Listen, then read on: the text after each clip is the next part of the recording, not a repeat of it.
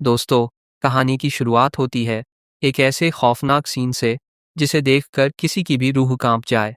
हमारे main character Aneet को एक बहुत ही खतरनाक और डिवाइन क्वेस्ट मिला था। एक ऐसी दुनिया जो पूरी तरह से तबाह हो रही थी, उसे बचाने का ठेका हमारे भाई के सर पर फोड़ दिया गया था। अब उस गॉडेस ने उसे एक ऐसा काम दिया था जिसे वह मना भी नहीं कर सकता था। तो भाई ने भी अपनी जान की बाजी लगा दी।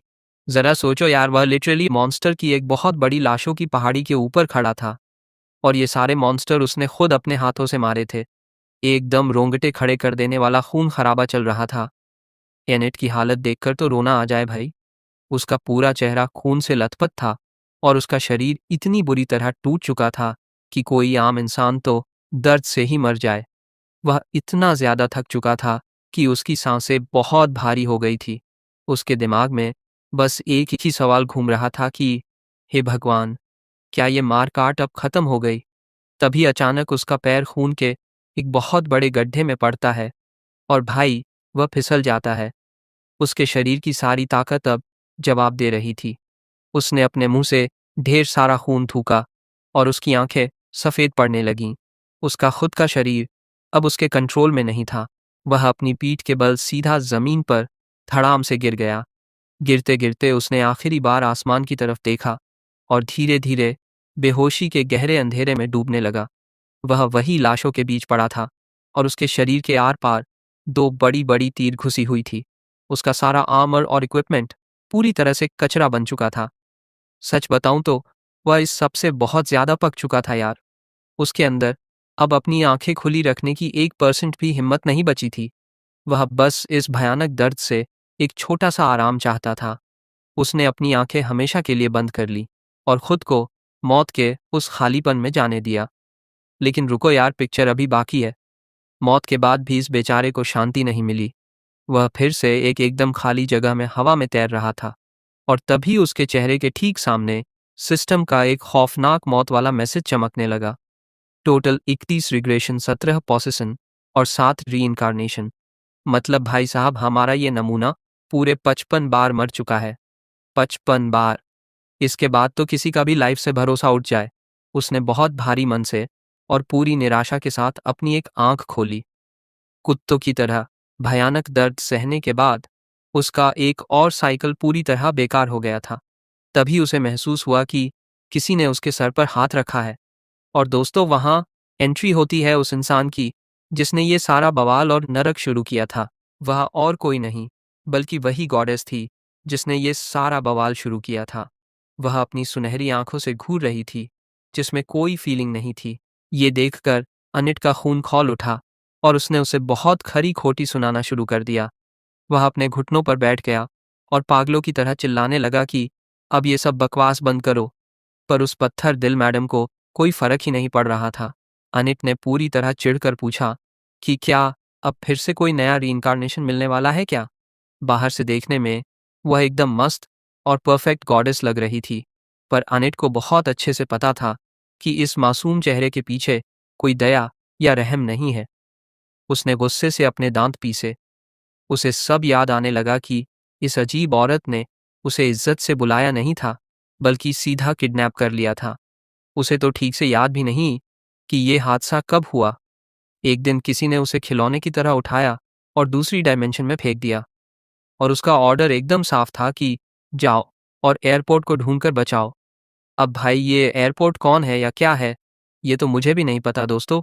उस पागल गॉडेस ने बिना कोई मैप दिए उसे उस भयानक दुनिया में फेंक दिया था। उसके बाद जो हुआ वह किसी बुरे सपने से भी ज्यादा डरावना था। वह कभी बम से उड़ गया, कभी जलकर राख बन गया और कितनी बार तो मॉन्स्टर ने उसे छोटे छोटे टुकड़ों में काट दिया। 55 बार सबसे गंदी मौत मरने के बाद भी उसे रत्ती भर पता नहीं था कि ये एयरपोर्ट आखिर है क्या चीज। एनिट ने उसके मुंह पर जोर से चिल्लाया कि वह अब अपनी एक उंगली भी नहीं हिलाने वाला। अगर उसे उस एयरपोर्ट की इतनी ही पड़ी है तो वह खुद जाकर ढूंढ ले। इस पर गॉडेस ने बहुत ही शांत आवाज में कहा कि वह खुद वहां नहीं जा सकती, वरना वह दुनिया खत्म हो जाएगी। आनिट ने भी पलटकर बोल दिया कि दुनिया खत्म होने से पहले मेरा दिमाग खत्म हो जाएगा भाई। ये तो एकदम किसी मोटी दीवार से बात करने जैसा था यार। वह उसे ऐसे देख रही थी जैसे वह कोई पागल हो। वैसे तो हर बार मरने के बाद सिस्टम उसका शरीर एकदम नया कर देता था, पर भाई 55 बार मरने का टेंशन और दर्द दिमाग से थोड़ी जाता है। अनीत ने अपना सर पकड़ लिया। उसे अपनी हर एक भयानक मौत का दर्द याद आ रहा था, जो उसके दिमाग को अंदर ही अंदर खा रहा था। तभी उस गॉडेस ने पूछा कि क्या वह अगले रिग्रेशन के लिए रेडी है। अनिट का दिमाग सटक गया और उसने उसे बहुत ही प्यार से भाड़ में जाने को बोल दिया। तब गॉडेस ने बोला कि वह उसकी बात नहीं मान सकती, क्योंकि असल में वह बायोलॉजिकली एक लड़की है। ये सुनकर अनिट का दिमाग सुन्न हो गया। वह वही जम गया कि ये क्या बोल रही है, और गॉडेस एकदम सीधे मुंह से बिना हंसे बोलती है कि ये तो बस एक जोक था भाई, मतलब 55 बार जान लेने के बाद मैडम कॉमेडी कर रही है, क्या ही सेंस ऑफ ह्यूमर है इसका। पर अचानक से उस गॉडेस का टोन एकदम बदल गया। उसने आनिट को बोला कि उसका काम पूरा हो गया है और अब वह अपनी पुरानी दुनिया में वापस जा सकता है। अनिट को अपने कानों पर विश्वास ही नहीं हुआ। सच में 55 बार इतनी बुरी तरह फेल होने के बाद वह उसे जाने दे रही है। बाद में पता चला कि रिजल्ट से ज्यादा सफर इम्पॉर्टेंट था। बिना एनिट को कुछ सोचने का टाइम दिए गॉडेस ने तुरंत चुटकी बजाई ताकि उसे घर भेज सके। अनिट के पैर अचानक चमकने लगे और हवा में गायब होने लगे। अनिट ने पागलों की तरह चिल्लाकर उसे रोकना चाहा, क्योंकि उसके मन में लाखों सवाल थे। पर गॉडेस ने बस इतना कहा कि उसने जो भी पावर और स्किल जमा की है, वह सब उसकी दुनिया में बहुत काम आएगी। उसने अनिट की किसी भी गाली पर ध्यान नहीं दिया। उसने एक बहुत ही खतरनाक और शैतानी लुक के साथ बाय बोला और कहा कि वह देखना चाहती है कि एनिट अपनी दुनिया में जाकर क्या नया ड्रामा करता है। तभी एक बहुत तेज रोशनी आई। जैसे ही वह बहुत ही तेज और अंधी कर देने वाली रोशनी चारों तरफ फैलती है, वह खाली जगह और वह गॉडेस हमेशा के लिए गायब हो जाते हैं। और अगले ही पल झटके से हमारे एनिट की आंखें खुलती है। वह एकदम बुरी तरह से चौंक कर उठता है। उसे अपने कानों में अपनी मम्मी की आवाज़ सुनाई देती है, जो कह रही थी कि वह काम पर जा रही है। भाई एनिट अपने बिस्तर पर ऐसे बैठा था जैसे उसके ऊपर से कोई 10 टायर वाला ट्रक गुजर गया हो। उसे ऐसा लग रहा था जैसे उसने रात भर बैठकर पूरी बोतल पी ली हो और अब उसे दुनिया का सबसे भयानक हैंगओवर हो रहा हो। उसने अपने कमरे का दरवाज़ा देखा और एक गहरी सांस ली। दोस्तों, अपनी असली दुनिया में वापस आए हुए उसे पूरे 18 महीने बीत चुके थे, लेकिन फिर भी उसे इस बात पर पूरी तरह से विश्वास नहीं हो रहा था। वह शीशे के सामने जाकर खड़ा हो गया और अपने आप को घूरने लगा। वह शीशे में दिखने वाले उस नॉर्मल लड़के से कनेक्ट करने की कोशिश कर रहा था। उसकी पुरानी असली लाइफ की यादें अब धीरे धीरे उसके दिमाग में वापस आ रही थी। और पता है सबसे बड़ा मजाक क्या था? उस पागल गॉडेस ने उसे ठीक एक दिन पहले किडनैप किया था, जब वह आर्मी में जाने वाला था। उस दूसरी दुनिया का पूरा सफर उसके लिए एक बहुत ही डरावने सपने जैसा था। और अब एनिट ने अपना मिलिट्री सर्विस 18वीं बार पूरा कर लिया था, या फिर अगर उसकी पिछली जिंदगी को भी गिना जाए तो शायद छठी बार। उसने अपना आर्मी यूनिफॉर्म निकाला और उसे सीधा कपड़े धोने वाली बाल्टी में फेंक दिया। भाई, यूनिफॉर्म फेंकते हुए उसे जो सुकून मिल रहा था वह मैं शब्दों में भी नहीं बता सकता। लेकिन जब भी वह अपने बर्बाद हुए टाइम के बारे में सोचता तो उसका पेट अजीब सा होने लगता था। उसने एक गिलास पानी लिया और एक बहुत ही गहरी सांस छोड़ी। भाई, एक तो इतनी सारी रीइंकार्नेशन और ऊपर से कोरियन आर्मी। अपना ये लड़का दिखने में भले ही जवान हो, लेकिन अंदर से वह 100 साल का बुढ़ा बन चुका था। इस मॉडर्न लाइफ में वापस से एडजस्ट करना उसके लिए रोज का सर दर्द बन गया था। वह अपनी इस खराब हालत के लिए उसी गॉडेस को गालियां देता था। अभी वह एक कंपनी में इंटर्न के तौर पर काम कर रहा था और उसे खुद नहीं पता था कि ये नौकरी कितने दिन टिकेगी। उसका फ्यूचर उसे एकदम डार्क दिख रहा था। तभी अचानक से टेबल पर पड़ा उसका मोबाइल पागलों की तरह बजने लगता है। लगता है किसी को उससे बात करने की बहुत ज्यादा ही जल्दी थी। उसने स्क्रीन देखा तो वह मैसेज झोंगू का था। अब ये झोंगू कौन है? ये लड़का उम्र में अनीत से 5 साल छोटा था, लेकिन फिर भी आर्मी में वह उसका सीनियर था। वह अनीत को बाहर पीने के लिए बुला रहा था। जोंगू उसे एक बहुत ही चिढ़ाने वाले बिल्ली के स्टिकर भेज रहा था और उसे बुढ़ा और थका हुआ बोल रहा था। भाई, उस नमूने को बहुत अच्छे से पता था कि अनिट को गुस्सा कैसे दिलाना है। अनिट ने गुस्से से अपना होठ दबाया। ये छोटा बच्चा उसे फिर से उकसा रहा था। और अनिट को पता था कि जब तक वह हाँ नहीं बोलेगा, ये नमूना उसका दिमाग खाता रहेगा। तो अंत में उसने हार मान ली और सोचा कि चलो यार, एक ड्रिंक पीने में क्या ही बुराई है। और सच बताऊं तो अंदर ही अंदर अनिट उसकी इज्जत भी करता था, क्योंकि जब अनिट अपनी दुनिया में वापस आया था और सीधा आर्मी में भेज दिया गया था, तब जोंगू ने ही उसकी बहुत मदद की थी। तो एक तरह से अनिट पर उसका उद्धार था। तभी जोंगू ने मैसेज में लिखा कि उसके पास आर्मी से वापस आने की खुशी में अनिट के लिए एक बहुत मस्त गिफ्ट है। भाई जैसे ही अनिट ने गिफ्ट शब्द पढ़ा, उसका दिमाग तुरंत एक्टिव हो गया। वह सोचने लगा कि आखिर ये क्या बवाल चीज़ हो सकती है। वह अपने दिमाग में ख्याली पुलाव पकाते हुए उस जगह की तरफ निकल पड़ा जहां उन दोनों को मिलना था। जब वह वहां पहुंचा तो झोंकू एक टेबल पर बैठा था और जोर से चिल्लाकर उसे बुला रहा था। उसके चेहरे पर एक बहुत ही बड़ी और पागलपन वाली स्माइल थी जो दूर से ही चमक रही थी। उस लड़के ने पहले से ही दोनों के लिए खाना ऑर्डर कर रखा था। दोनों टेबल पर बैठे और अनिट ने सीधा पॉइंट पर आते हुए पूछा कि भाई फालतू बात बंद कर और बता कि वह स्पेशल गिफ्ट क्या है। वह बिना टाइम वेस्ट किए अपना मीठा खाने लगा, लेकिन जूंगू बात को गोल गोल घुमाने लगा, जिससे एनिट का दिमाग गर्म होने लगा। उसने सीधा उठकर जाने की एक्टिंग की क्योंकि भाई के पास इन फालतू के ड्रामा के लिए बिल्कुल टाइम नहीं था। तभी छोंगू ने अपने बैग से कुछ निकाला और रकर प्रोजेक्ट के बारे में बात करना शुरू कर दिया। ये एक बहुत ही ज़्यादा फेमस वीआर गेम था जिसके बारे में आजकल हर कोई बात कर रहा था। जोंगू ने उसे एक लेवल 2 की मेंबरशिप कार्ड दिखाई और उस टाइम उसका चेहरा किसी फिल्म के विलेन जैसा लग रहा था। उसने बोला कि इस कार्ड की मदद से अनीत अपने घर बैठे दुनिया के सबसे बेस्ट इक्विपमेंट के साथ ये गेम खेल सकता है। लेकिन हमारे अनिट के चेहरे पर कोई भी रिएक्शन नहीं था। वह उस कार्ड को ऐसे घूर रहा था जैसे वह कोई कचरा हो। जूंगू उसे फोर्स करने लगा कि वह इसे रख ले। उसने अनिट को आंख मारते हुए बोला कि इस पूरे इक्विपमेंट की कीमत 5 मिलियन वॉन है, लेकिन मेरे जैसे अमीर इंसान के लिए ये बस कुछ छुट्टे पैसे के बराबर है। ये सुनकर एनिट एकदम सीरियस हो गया। उसने सीधा पूछा कि भाई तू अचानक से इतना मेहरबान क्यों हो रहा है? क्या तुझे कोई फ्री का नौकर चाहिए जो तेरा गेम में ध्यान रखे? अनीत ने तुरंत उस ऑफर को लात मार दी।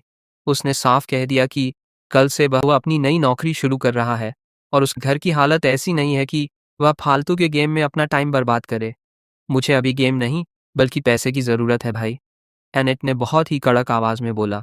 ये सुनकर जोंगू ने एक लंबी सांस ली और बोला कि भाई तेरे अंदर तो ज़रा सा भी रोमांस या मज़ा नाम की चीज़ नहीं बची है। अब भाई एनेट तो ठहरा अपना प्रैक्टिकल इंसान। उसने सोचा कि क्या ये रोमांस मेरे घर का बिजली का बिल भरेगा? वह उस बच्चे की बकवास सुन सुनकर इतना पक गया कि उसने सीधा उठकर जुंगू का सर पकड़ लिया और उसे जोर से दबाने लगा। क्या तेरा ये रोमांस मेरे घर में खाना लाएगा बे? अनित पागलों की तरह चिल्ला रहा था और जुंगू का सर मरोड़ रहा था। बेचारा जुंगू दर्द से तड़पते हुए उससे माफी मांग रहा था और उसी हाथापाई के बीच झोंगू ने एक ऐसा बम फोड़ा कि अनीत के तो होश ही उड़ गए। उसने चिल्लाते हुए कहा कि भाई अगर तू ये आरपी गेम सही से खेल गया ना, तो तू इतना अमीर बन जाएगा कि तू सोच भी नहीं सकता। ये सुनते ही अनीत एकदम बर्फ की तरह जम गया। उसका हाथ झोंगू के सर से अपने आप हट गया। करोड़ों रुपए। अनिट ने अपने मन में ये बात दोहराई और अचानक से उसे ये गेम कोई फालतू चीज नहीं लग रही थी। उसने तुरंत उस लड़के को छोड़ दिया और अपनी कुर्सी पर एकदम सीधे होकर बैठ गया। भाई पैसों की खुशबू ने तो ऑनेट के अंदर का पूरा इंटरेस्ट ही जगा दिया था। उसने एक बहुत ही फनी और बड़ा सा सिर झुकाकर नाटक करते हुए कहा कि मेरे प्यारे रोमांस वाले सीनियर छूं को कृपया मेरी बदतमीजी को माफ़ करे और मुझे इस गेम के बारे में पूरी डिटेल बताए। उसका ये अचानक पलटी मारना देखकर जोर जोर से हंसने लगा। चोंगो को बहुत अच्छे से पता था कि इस टाइम अनीत को सिर्फ और सिर्फ पैसों की भाषा समझ आती है। उसने तुरंत अपना मोबाइल निकाला और उसे एक न्यूज़ दिखाई। भाई न्यूज़ पढ़कर अनीत का दिमाग हिल गया। टाइमरो कंपनी के मालिक माइकल वॉल्टन ने अपने मरने से पहले एक वसीयत लिखी थी। उसमें साफ साफ लिखा था कि जो भी प्लेयर सबसे पहले इस गेम को पूरा खत्म करेगा उसे पूरी कंपनी की सारी दौलत और हक मिल जाएगा। एकदम पागलपन चल रहा था यार। गेम के अंदर के पैसों की कीमत आसमान छू रही थी और बड़ी बड़ी कंपनी अपनी स्ट्रैटेजी टीम बनाने में पानी की तरह पैसा बहा रही थी। ऑनेट एकदम गहरी सोच में डूब गया। ये सारी शर्तें किसी मजाक जैसी लग रही थीं, लेकिन अगर इतने बड़े आदमी ने ये बात बोली है तो पक्का इसमें कुछ तो दम होगा। बहुत देर सोचने के बाद अनिट ने एक लंबी सांस ली और बोला कि ठीक है यार, चलो इसे ट्राई करके देखते हैं। ये सुनते ही जोंगू तो खुशी के मारे उछलने लगा। उसने अनिट से कसम खिलवाई कि अब वह अपनी बात से पीछे नहीं हटेगा। दोनों ने जल्दी से अपना मीठा खत्म किया और वहां से निकल पड़े। डील पक्की हो चुकी थी दोस्तों। जोंगू ने अपना बैग टांगा और पूछा कि क्या वह इस पागलपन के लिए पूरी तरह रेडी है। वो दोनों चलते चलते एक स्पेशल इवेंट वाले इलाके में पहुंचे। भाई साहब, वहां इतनी भीड़ थी कि पैर रखने की जगह नहीं थी। इस गेम का हाइप सच में एकदम नेक्स्ट लेवल पर था। एनिट इतनी भीड़ देखकर चिढ़ने लगा और शिकायत करने लगा, पर जुंगू हंसते हुए बोला कि भाई ये तो कुछ भी नहीं है, अमेरिका और यूरोप में तो इससे भी भयानक हाल है। अचानक जुंगू ने अनिट का कॉलर पकड़ा और उसे भीड़ के बीच में घसीटने लगा। वह जोर से चिल्लाया कि रास्ता इधर है भाई। बेचारा अनिट तो भीड़ में कुचला जा रहा था और उसकी सांस अटक रही थी। जुंगू उसे सीधा एक दुकान पर ले गया जहां बिगिनर गाइड बुक मिल रही थी। अनिट को लग रहा था कि वह बिना कुछ पढ़े सीधा गेम में घुसकर सब फोड़ देगा, लेकिन जोंगू ने जिद पकड़ ली कि ये किताब पढ़ना बहुत ज़रूरी है। उसने अनिट के हाथ में वो किताब ऐसे थमाई जैसे कोई बहुत पवित्र चीज़ हो। जोंगू ने एक बहुत ही चिढ़ाने वाली स्माइल के साथ अनीत की बेइज्जती करते हुए कहा कि तू एकदम नूब जैसी बातें कर रहा है भाई। ये गेम नए लोगों पर ज़रा सी भी दया नहीं दिखाता। जोंगू ने बताया कि किसी एडवांस रॉ नाम के प्लेयर ने ये गाइड खास तौर पर नए लोगों के लिए लिखी है। उसने बोला कि अगर ये किताब ना होती तो वह खुद कब का ये गेम छोड़ चुका होता। हमेशा की तरह एनिट को इन सब पर भरोसा नहीं था। उसने अनमने मन से वो किताब अपने हाथ में ली। उसने धीरे से कहा कि हाँ हाँ, सुन लिया मैंने। अब ज़रा मैं भी तो देखूं कि इसमें ऐसा क्या खास लिखा है। ये बोलते हुए उसने किताब के पन्ने पलटने शुरू किए। जोंगू ने नोटिस किया कि पन्ने पलटते पलटते अनिट का शरीर अचानक एक लकड़ी की तरह सीधा और कठोर हो गया। जोंगू ने हैरानी से पूछा कि क्या हुआ भाई, लेकिन अनिट तो जैसे किसी और ही दुनिया में पहुंच चुका था। उसकी आंखें किताब के एक खास पन्ने पर एकदम चिपक सी गई थीं। अनिट की गर्दन पर ठंडा पसीना बहने लगा। उसका दिल इतनी जोर से धड़क रहा था जैसे अभी सीने से बाहर आ जाएगा। वह अपने मन में पागलों की तरह सोच रहा था कि ये चीज़ यहाँ ला क्या कर रही है, ऐसा कैसे हो सकता है। उस किताब में छपी हुई फोटो उसे बहुत जानी पहचानी लग रही थी। वह फोटो इतनी भयानक थी कि मानो किताब के पन्नों से एक तेज रोशनी निकलकर उसे वापस उसी नरक जैसी दुनिया में खींच रही हो जिसे वह हमेशा के लिए भूल जाना चाहता था। पिछले 18 महीनों से एनिट हर रोज खुद से यही सवाल पूछता था, उस पत्थर दिल गॉडेस ने उसे इतनी आसानी से वापस कैसे जाने दिया। जब वह जा रहा था तो उस चुड़ैल गॉडेस ने ऐसा क्यों बोला था कि मैं देखना चाहती हूँ तुम अपनी दुनिया में क्या करते हो। अनिट ने गुस्से से उस किताब को इतनी जोर से पकड़ा कि उसके पन्ने फटने लगे। उसे अब जाकर असली बात समझ में आई और ये सच किसी हथौड़े की तरह उसके दिमाग पर लगा। उस गॉडेस का उसे आज़ाद करने का कोई प्लान था ही नहीं। अचानक जुंगू जोर से चिल्लाया, ओए अनिट। इस आवाज़ से अनिट वापस असलियत में लौट आया। अनिट ने अपने आंखें झपकाईं। वह अभी भी सदमे में था और किताब उसके हाथ में थी। जुंगू ने माहौल को थोड़ा हल्का करने के लिए पूछा कि भाई, तेरा चेहरा इतना सीरियस क्यों हो गया? क्या तुझे लग रहा है कि ये गेम बहुत मुश्किल है? अनिट ने इसका कोई सीधा जवाब नहीं दिया। उसने बस इतना कहा कि उसे एक बहुत बड़ा डाउट है। उसने किताब के कवर को देखा जिस पर लिखा था कि इसे टीम ज़ीरो ने बनाया है। उसने जुंगू से पूछा कि क्या उसे इस कंपनी के बारे में कुछ पक्की जानकारी है। जोंगू ने बताया कि इस कंपनी के बारे में ज़्यादा किसी को कुछ नहीं पता। बस इतना पता है कि इसकी सीईओ उसी मालिक की सबसे छोटी बेटी है और इस गेम को बनाने वाली टीम का नाम एक स्टेट सीक्रेट है। कोई नहीं जानता कि वो लोग असल में कौन है। ये सुनते ही एनिट के सीने में शक का कीड़ा और भी बड़ा हो गया। क्या ये कंपनी उस पागल गॉडेस से जुड़ी हुई है? ये पूरा का पूरा मामला किसी बहुत बड़े डिवाइन ट्रैप जैसा महक रहा था यार। अनिट खुद से पूछने लगा कि उस गॉडेस ने इस सब के लिए एक वीडियो गेम को ही क्यों चुना। लेकिन फिर उसे याद आया कि उस पागल के लिए तो जिंदगी और मौत हमेशा से ही एक गेम था। उस नरक जैसी दुनिया की सारी खौफनाक यादें एक बार फिर से उसके दिमाग में तूफान की तरह घूमने लगी। भाई, वो कोई मामूली गेम नहीं था, बल्कि एक भयानक खून खराबा था, जहां आनिट को जबरदस्ती मेन कैरेक्टर बना दिया गया था। उसके पेट में फिर से वो अजीब सी घबराहट होने लगी। उसे वो पल याद आ गया जब जिंदा बचने के लिए उसने पहली बार किसी की जान ली थी। खून की वो गंदी बदबू, आग की वो भयानक गर्मी, और पहली बार मरने का वो दर्द। ये सारी यादें उसकी आत्मा में किसी गहरे दाग की तरह छप गई थीं। जब भी वो मरता था, तो वो गॉडेस एक चमकती हुई रोशनी के रूप में आती थी और बोलती थी कि तुम फेल हो गए। उस कभी न खत्म होने वाले साइकिल का ट्रॉमा आज भी उसके अंदर पूरी तरह जिंदा था। क्या मैं सच में वापस उसी नरक में जाने वाला हूं? उसने खाली आसमान को घूरते हुए खुद से पूछा। उसे लग रहा था कि वो खुद अपने पैरों पर चलकर अपनी बर्बादी की तरफ जा रहा है, पर उसके दिल के एक कोने में ये बात भी थी कि शायद इस सारे बवाल को हमेशा के लिए ख़त्म करने का यही एक तरीका है। उसने अपना बैग ठीक किया और एक पक्का फैसला ले लिया। उसने जोंगगू से पूछा कि भाई, ये पूरा इक्विपमेंट घर तक पहुंचने में कितना टाइम लगेगा? जोंगगू ने जवाब दिया कि करीब 2 घंटे लगेंगे। फिर उसने अनीत का मोबाइल मांगा ताकि वो सारी ज़रूरी एतोशियत उसमें सेट कर सके। जोंगगू ने अनीत के हाथ में मुड़ी हुई गाइड बुक देखकर हंसते हुए बोला कि तू ये किताब खरीद रहा है ना भाई? देख तूने इसका क्या हाल कर दिया है। इसके बाद जोंगगू ने बहुत ही ज्यादा खुशी के साथ हाथ हिलाकर उसे बाय बोला।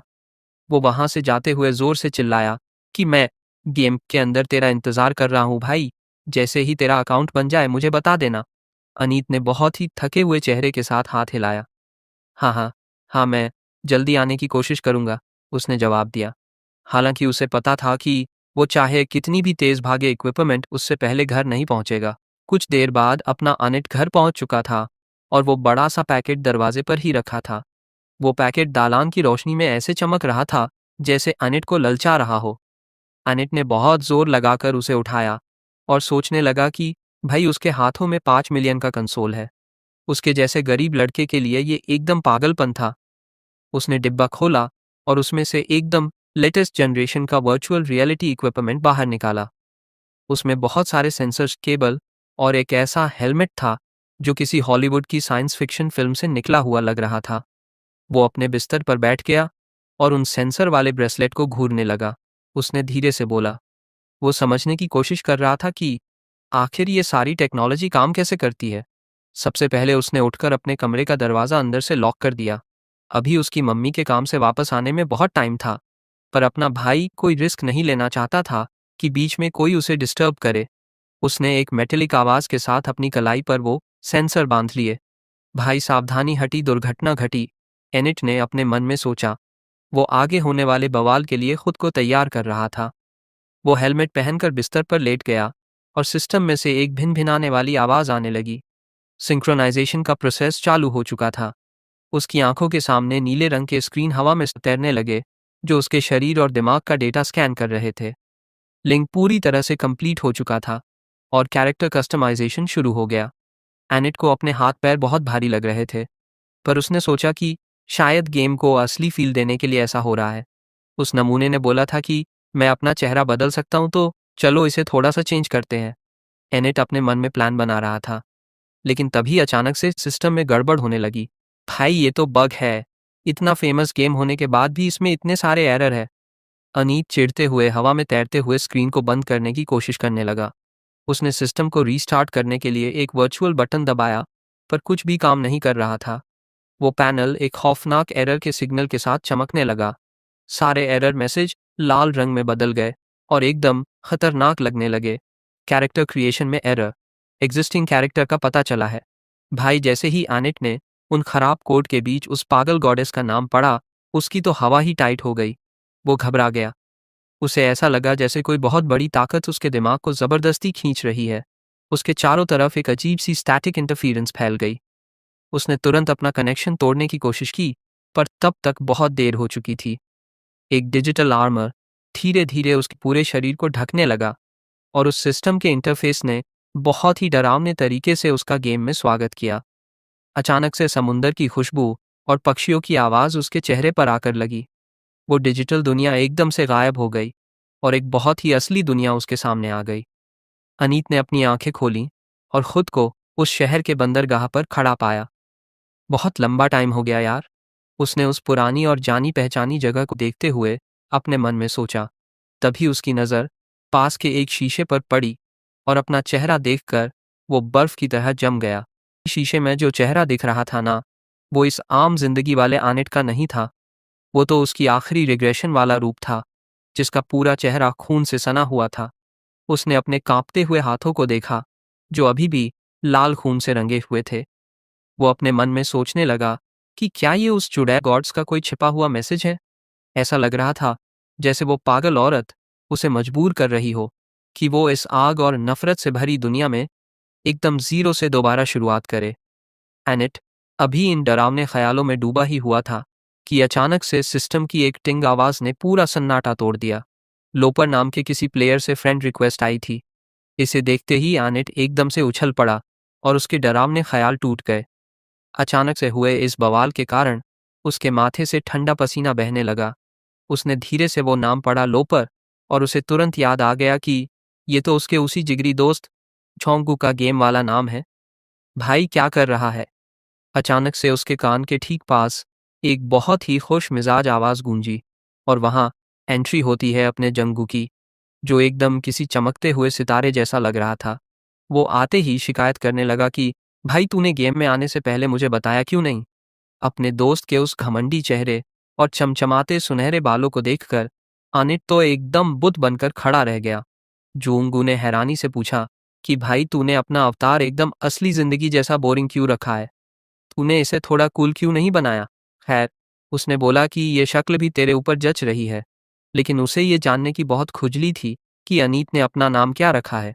एनिट ने भी सोचा कि चलो देख लेते हैं, और उसने अपना इन्फॉर्मेशन पैनल खोल लिया। और भाई सबसे पहले उसकी नज़र अपने उस छपरी नाम पर पड़ी जो था ब्लैक ड्रैगन। भाई साहब, वो नाम पढ़ते ही एनिट का मुंह खुला का खुला रह गया और उसका चेहरा एकदम कागज की तरह सफ़ेद पड़ गया। और उसके बगल में खड़ा वो नमूना था छोंगू पागलों की तरह पेट पकड़ पकड़ कर हंसने लगा। अनीत का तो गुस्से से दिमाग ही फट गया। उसने सीधा झोंकू का सर पकड़ा और चिल्लाते हुए बोला कि अभी मुझे ये नाम बदलना है। लेकिन जुंगू हंसते हुए बोला कि भाई तूने वार्निंग को इग्नोर कर दिया था, इसलिए अब ये नाम बायोमेट्रिक से लॉक हो चुका है। जोंगू की हंसी पूरे इलाके में गूंज रही थी और आनेट को लग रहा था कि वो सच में पागल हो जाएगा।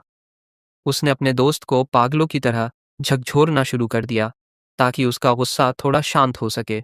बेचारा झोंगू हाँफते हुए बोला कि भाई शांत हो जा और ज़रा अपना नया नोटिफिकेशन तो चेक कर। अनीत ने बहुत ही गंदे मुंह के साथ उसे छोड़ दिया और अपने सामने तैरते हुए वर्चुअल स्क्रीन को घूरने लगा। वो जोंगू के लाइव स्ट्रीम में शामिल होने का एक इनविटेशन था। उस लड़के ने समझाया कि इस गेम का सिस्टम चैट के साथ बहुत अच्छे से काम करता है। हालांकि अभी उसकी स्ट्रीम में ज़्यादा लोग नहीं थे। उसने अनीत से वादा किया कि वो पैसे एकदम बराबर बांटेगा और अगर स्ट्रीम हिट हो गई तो वो आनिट को ज़्यादा हिस्सा भी देगा। अनिट कुछ देर के लिए एकदम शांत हो गया और अपने दिमाग में पैसे का हिसाब लगाने लगा। हालांकि उसे इस सब में कोई मज़ा नहीं आ रहा था, लेकिन अपने सर पर चढ़े इतने बड़े कर्जे को याद करके उसने अपनी जीभ से आवाज़ निकाली और हाँ बोल दिया। जोंगू ने बहुत ही दोस्ताना तरीके से उसके कंधे पर हाथ रखा और बोला कि भाई एक प्रोफेशनल स्ट्रीमर पर भरोसा रख, सब मस्त होगा। और दोस्तों, इसी के साथ लाइव स्ट्रीम ऑफिशियली शुरू हो गई। जोंगू ने बहुत ही जोश में अपने नए जोड़ीदार ब्लैक ड्रैगन को सबसे मिलवाया और भाई जैसे ही चैट ने वो छपरी नाम सुना, सब ने उसका बुरी तरह से मजाक उड़ाना शुरू कर दिया। बेचारा अनिट तो शर्म के मारे पानी पानी हो रहा था। चैट में लोग उसे धरती का कीड़ा और पागल लड़का बोलकर चिढ़ा रहे थे। अनिट के माथे की नसें गुस्से से फटने को तैयार थी। ये देखकर चोंगू ने उसे समझाया कि भाई पैसों के लिए थोड़ा सह ले, अभी पैसा कमाना सबसे ज्यादा जरूरी है। अनिट ने अपने दोस्त को ऐसी कातिलाना नजर से देखा कि वो उसे अभी कच्चा चबा जाएगा, लेकिन बेचारे के पास इस कड़वे सच को मानने के अलावा कोई और ऑप्शन नहीं था। अब गेम शुरू करने के लिए झोंगू ने उसे अपना पोटेंशियल के हिसाब से स्किल रिकमेंडेशन पैनल खोलने को कहा। अनीत ने अपनी उंगली आगे बढ़ाई और अपने नए सफ़र के पहले कदम के लिए सिस्टम कार्ड को टच किया। उसके बगल में खड़ा उसका दोस्त भी उतना ही नर्वस था और ये देखने के लिए बेताब था कि अनीत को कौन सी स्किल मिलती है। पर दोस्तों, तभी अचानक से एक इतनी तेज रोशनी फटी कि दोनों की आंखें फटी की फटी रह गईं। पूरा का पूरा आसमान और वो जगह हिलने लगी और जहाँ सिर्फ 3 ऑन ऑप्शन आने चाहिए थे, वहाँ अनगिनत स्किल कार्ड्स हवा में प्रकट हो गए। चोंग को और स्ट्रीम देखने वाले सारे लोग एकदम पत्थर की तरह जम गए। किसी को अपनी आंखों पर विश्वास ही नहीं हो रहा था। पूरा का पूरा आसमान उन स्किल कार्ड्स के एक बहुत घने जंगल से ढक चुका था और वो नज़ारा सच में दिमाग हिला देने वाला था। इंटरनेट पर लोग पागलों की तरह चिल्लाने लगे कि ये पक्का कोई हैकर है, क्योंकि किसी भी नए प्लेयर को इतने सारे ऑप्शन कभी मिल ही नहीं सकते। झोंगू की तो बोलती ही बंद हो गई थी। वह हकलाते हुए बस इतना पूछ पा रहा था कि भाई तो तूने ये कैसे किया? और अपना अनीत भाई, वो तो एकदम भोली सी शक्ल बनाकर ऐसे पीछे मुड़ा जैसे उसे कुछ पता ही ना हो। एकदम मासूम बच्चा बन गया अपना ये नमूना। उसे देखकर कोई बोल ही नहीं सकता था कि ये सारा बवाल इसी ने किया है। जोंगू का तो जैसे दिमाग ही सुन्न हो गया था। उसका मुंह खुला का खुला रह गया था। लेकिन अगले ही पल वह पागलों की तरह जोर से चिल्लाया, क्योंकि उसे समझ आ गया था कि ये कोई आम ऑप्शन नहीं है, बल्कि बेहद रेयर और हिडन स्किल की एक बहुत लंबी लिस्ट है। एडवांस्ड स्किल के इतने सारे ऑप्शन एक साथ देखकर जोंगू खुशी के मारे पागल हो रहा था। उसने तो अपनी पूरी गेम वाली जिंदगी में ऐसे खतरनाक और अजीब स्किल के आइकन कभी देखे ही नहीं थे। लेकिन भाई, इन सब के बीच अपना एनिट एकदम शांत खड़ा था। उसके चेहरे पर कोई हैरानी नहीं थी, क्योंकि वह इन सारी स्किल को बहुत पहले से जानता था। उसने अपने मन में सोचा कि चलो यार, शुरुआत के लिए ये कोई बुरा ऑप्शन नहीं है। उसने कसम खाई कि वह इन स्किल का इस्तेमाल करके बहुत जल्दी अपनी ताकत बढ़ाएगा और पता लगाएगा कि इस नई दुनिया और उसकी पुरानी दुनिया में क्या फ़र्क है। और सबसे ज़रूरी बात, उसे उस चुड़ैल गॉडेस का असली राज सबके सामने लाना था कि आखिर वह ये सब क्यों कर रही है। यही सब सोचकर उसने अपना हाथ आगे बढ़ाया और सबसे बेसिक वाले फायर मैजिक के आइकन पर टच कर दिया। फिर उसने जोंगू की तरफ मुड़कर पूछा कि भाई, अब ये बता कि मुझे अपना सफ़र शुरू करने के लिए क्वेस्ट कहाँ से मिलेगा? ये सुनकर जोंगू एकदम हैरान हो गया और पूछने लगा कि भाई, क्या तू सच में मैजिक वाला रास्ता चुनना चाहता है? ये तो बहुत बड़ा रिस्क है यार। उधर लाइव स्ट्रीम की चैट में बैठे लोग अनीत का बुरी तरह मजाक उड़ाने लगे। सब उसे एक सपने देखने वाला नूब बोलने लगे, क्योंकि उसे मैजिक चुना था। अनीत को ये सब देखकर बहुत गुस्सा आ गया।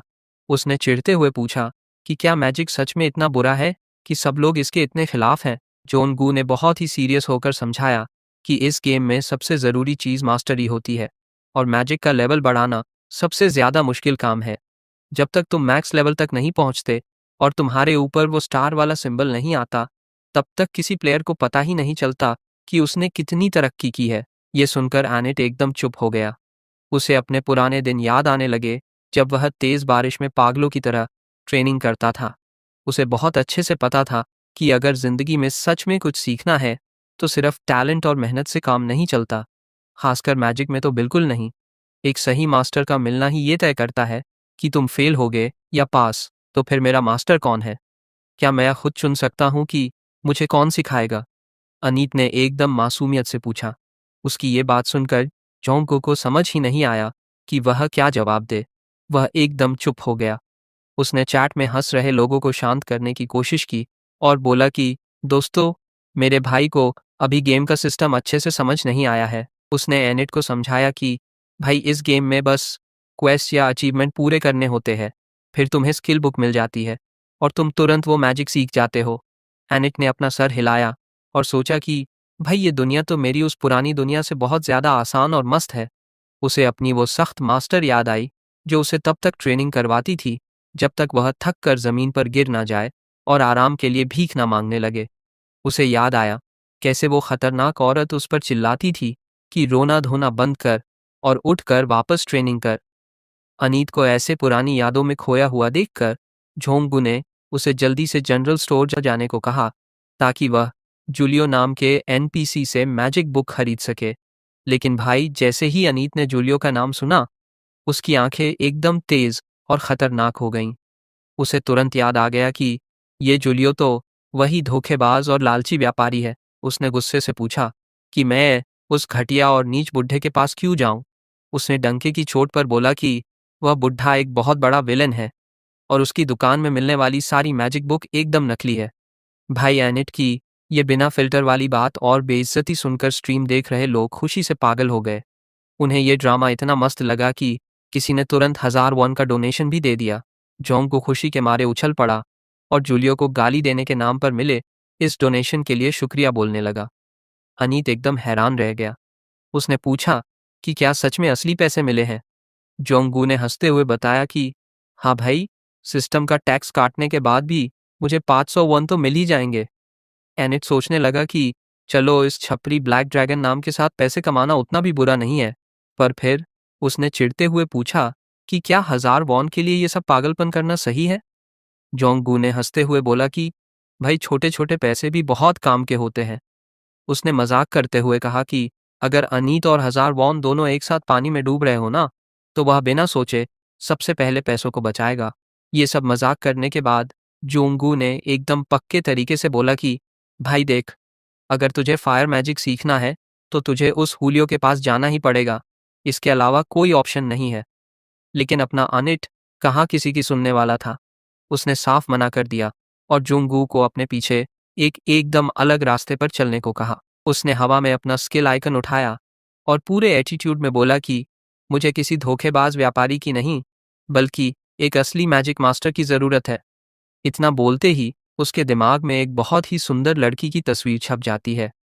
आत्सुबेल, एक बहुत ही खूबसूरत औरत जिसकी नीली आंखें किसी को भी अपना दीवाना बना दे। ये नाम सुनते ही जोंगू को तो जैसे बिजली का झटका लगता है।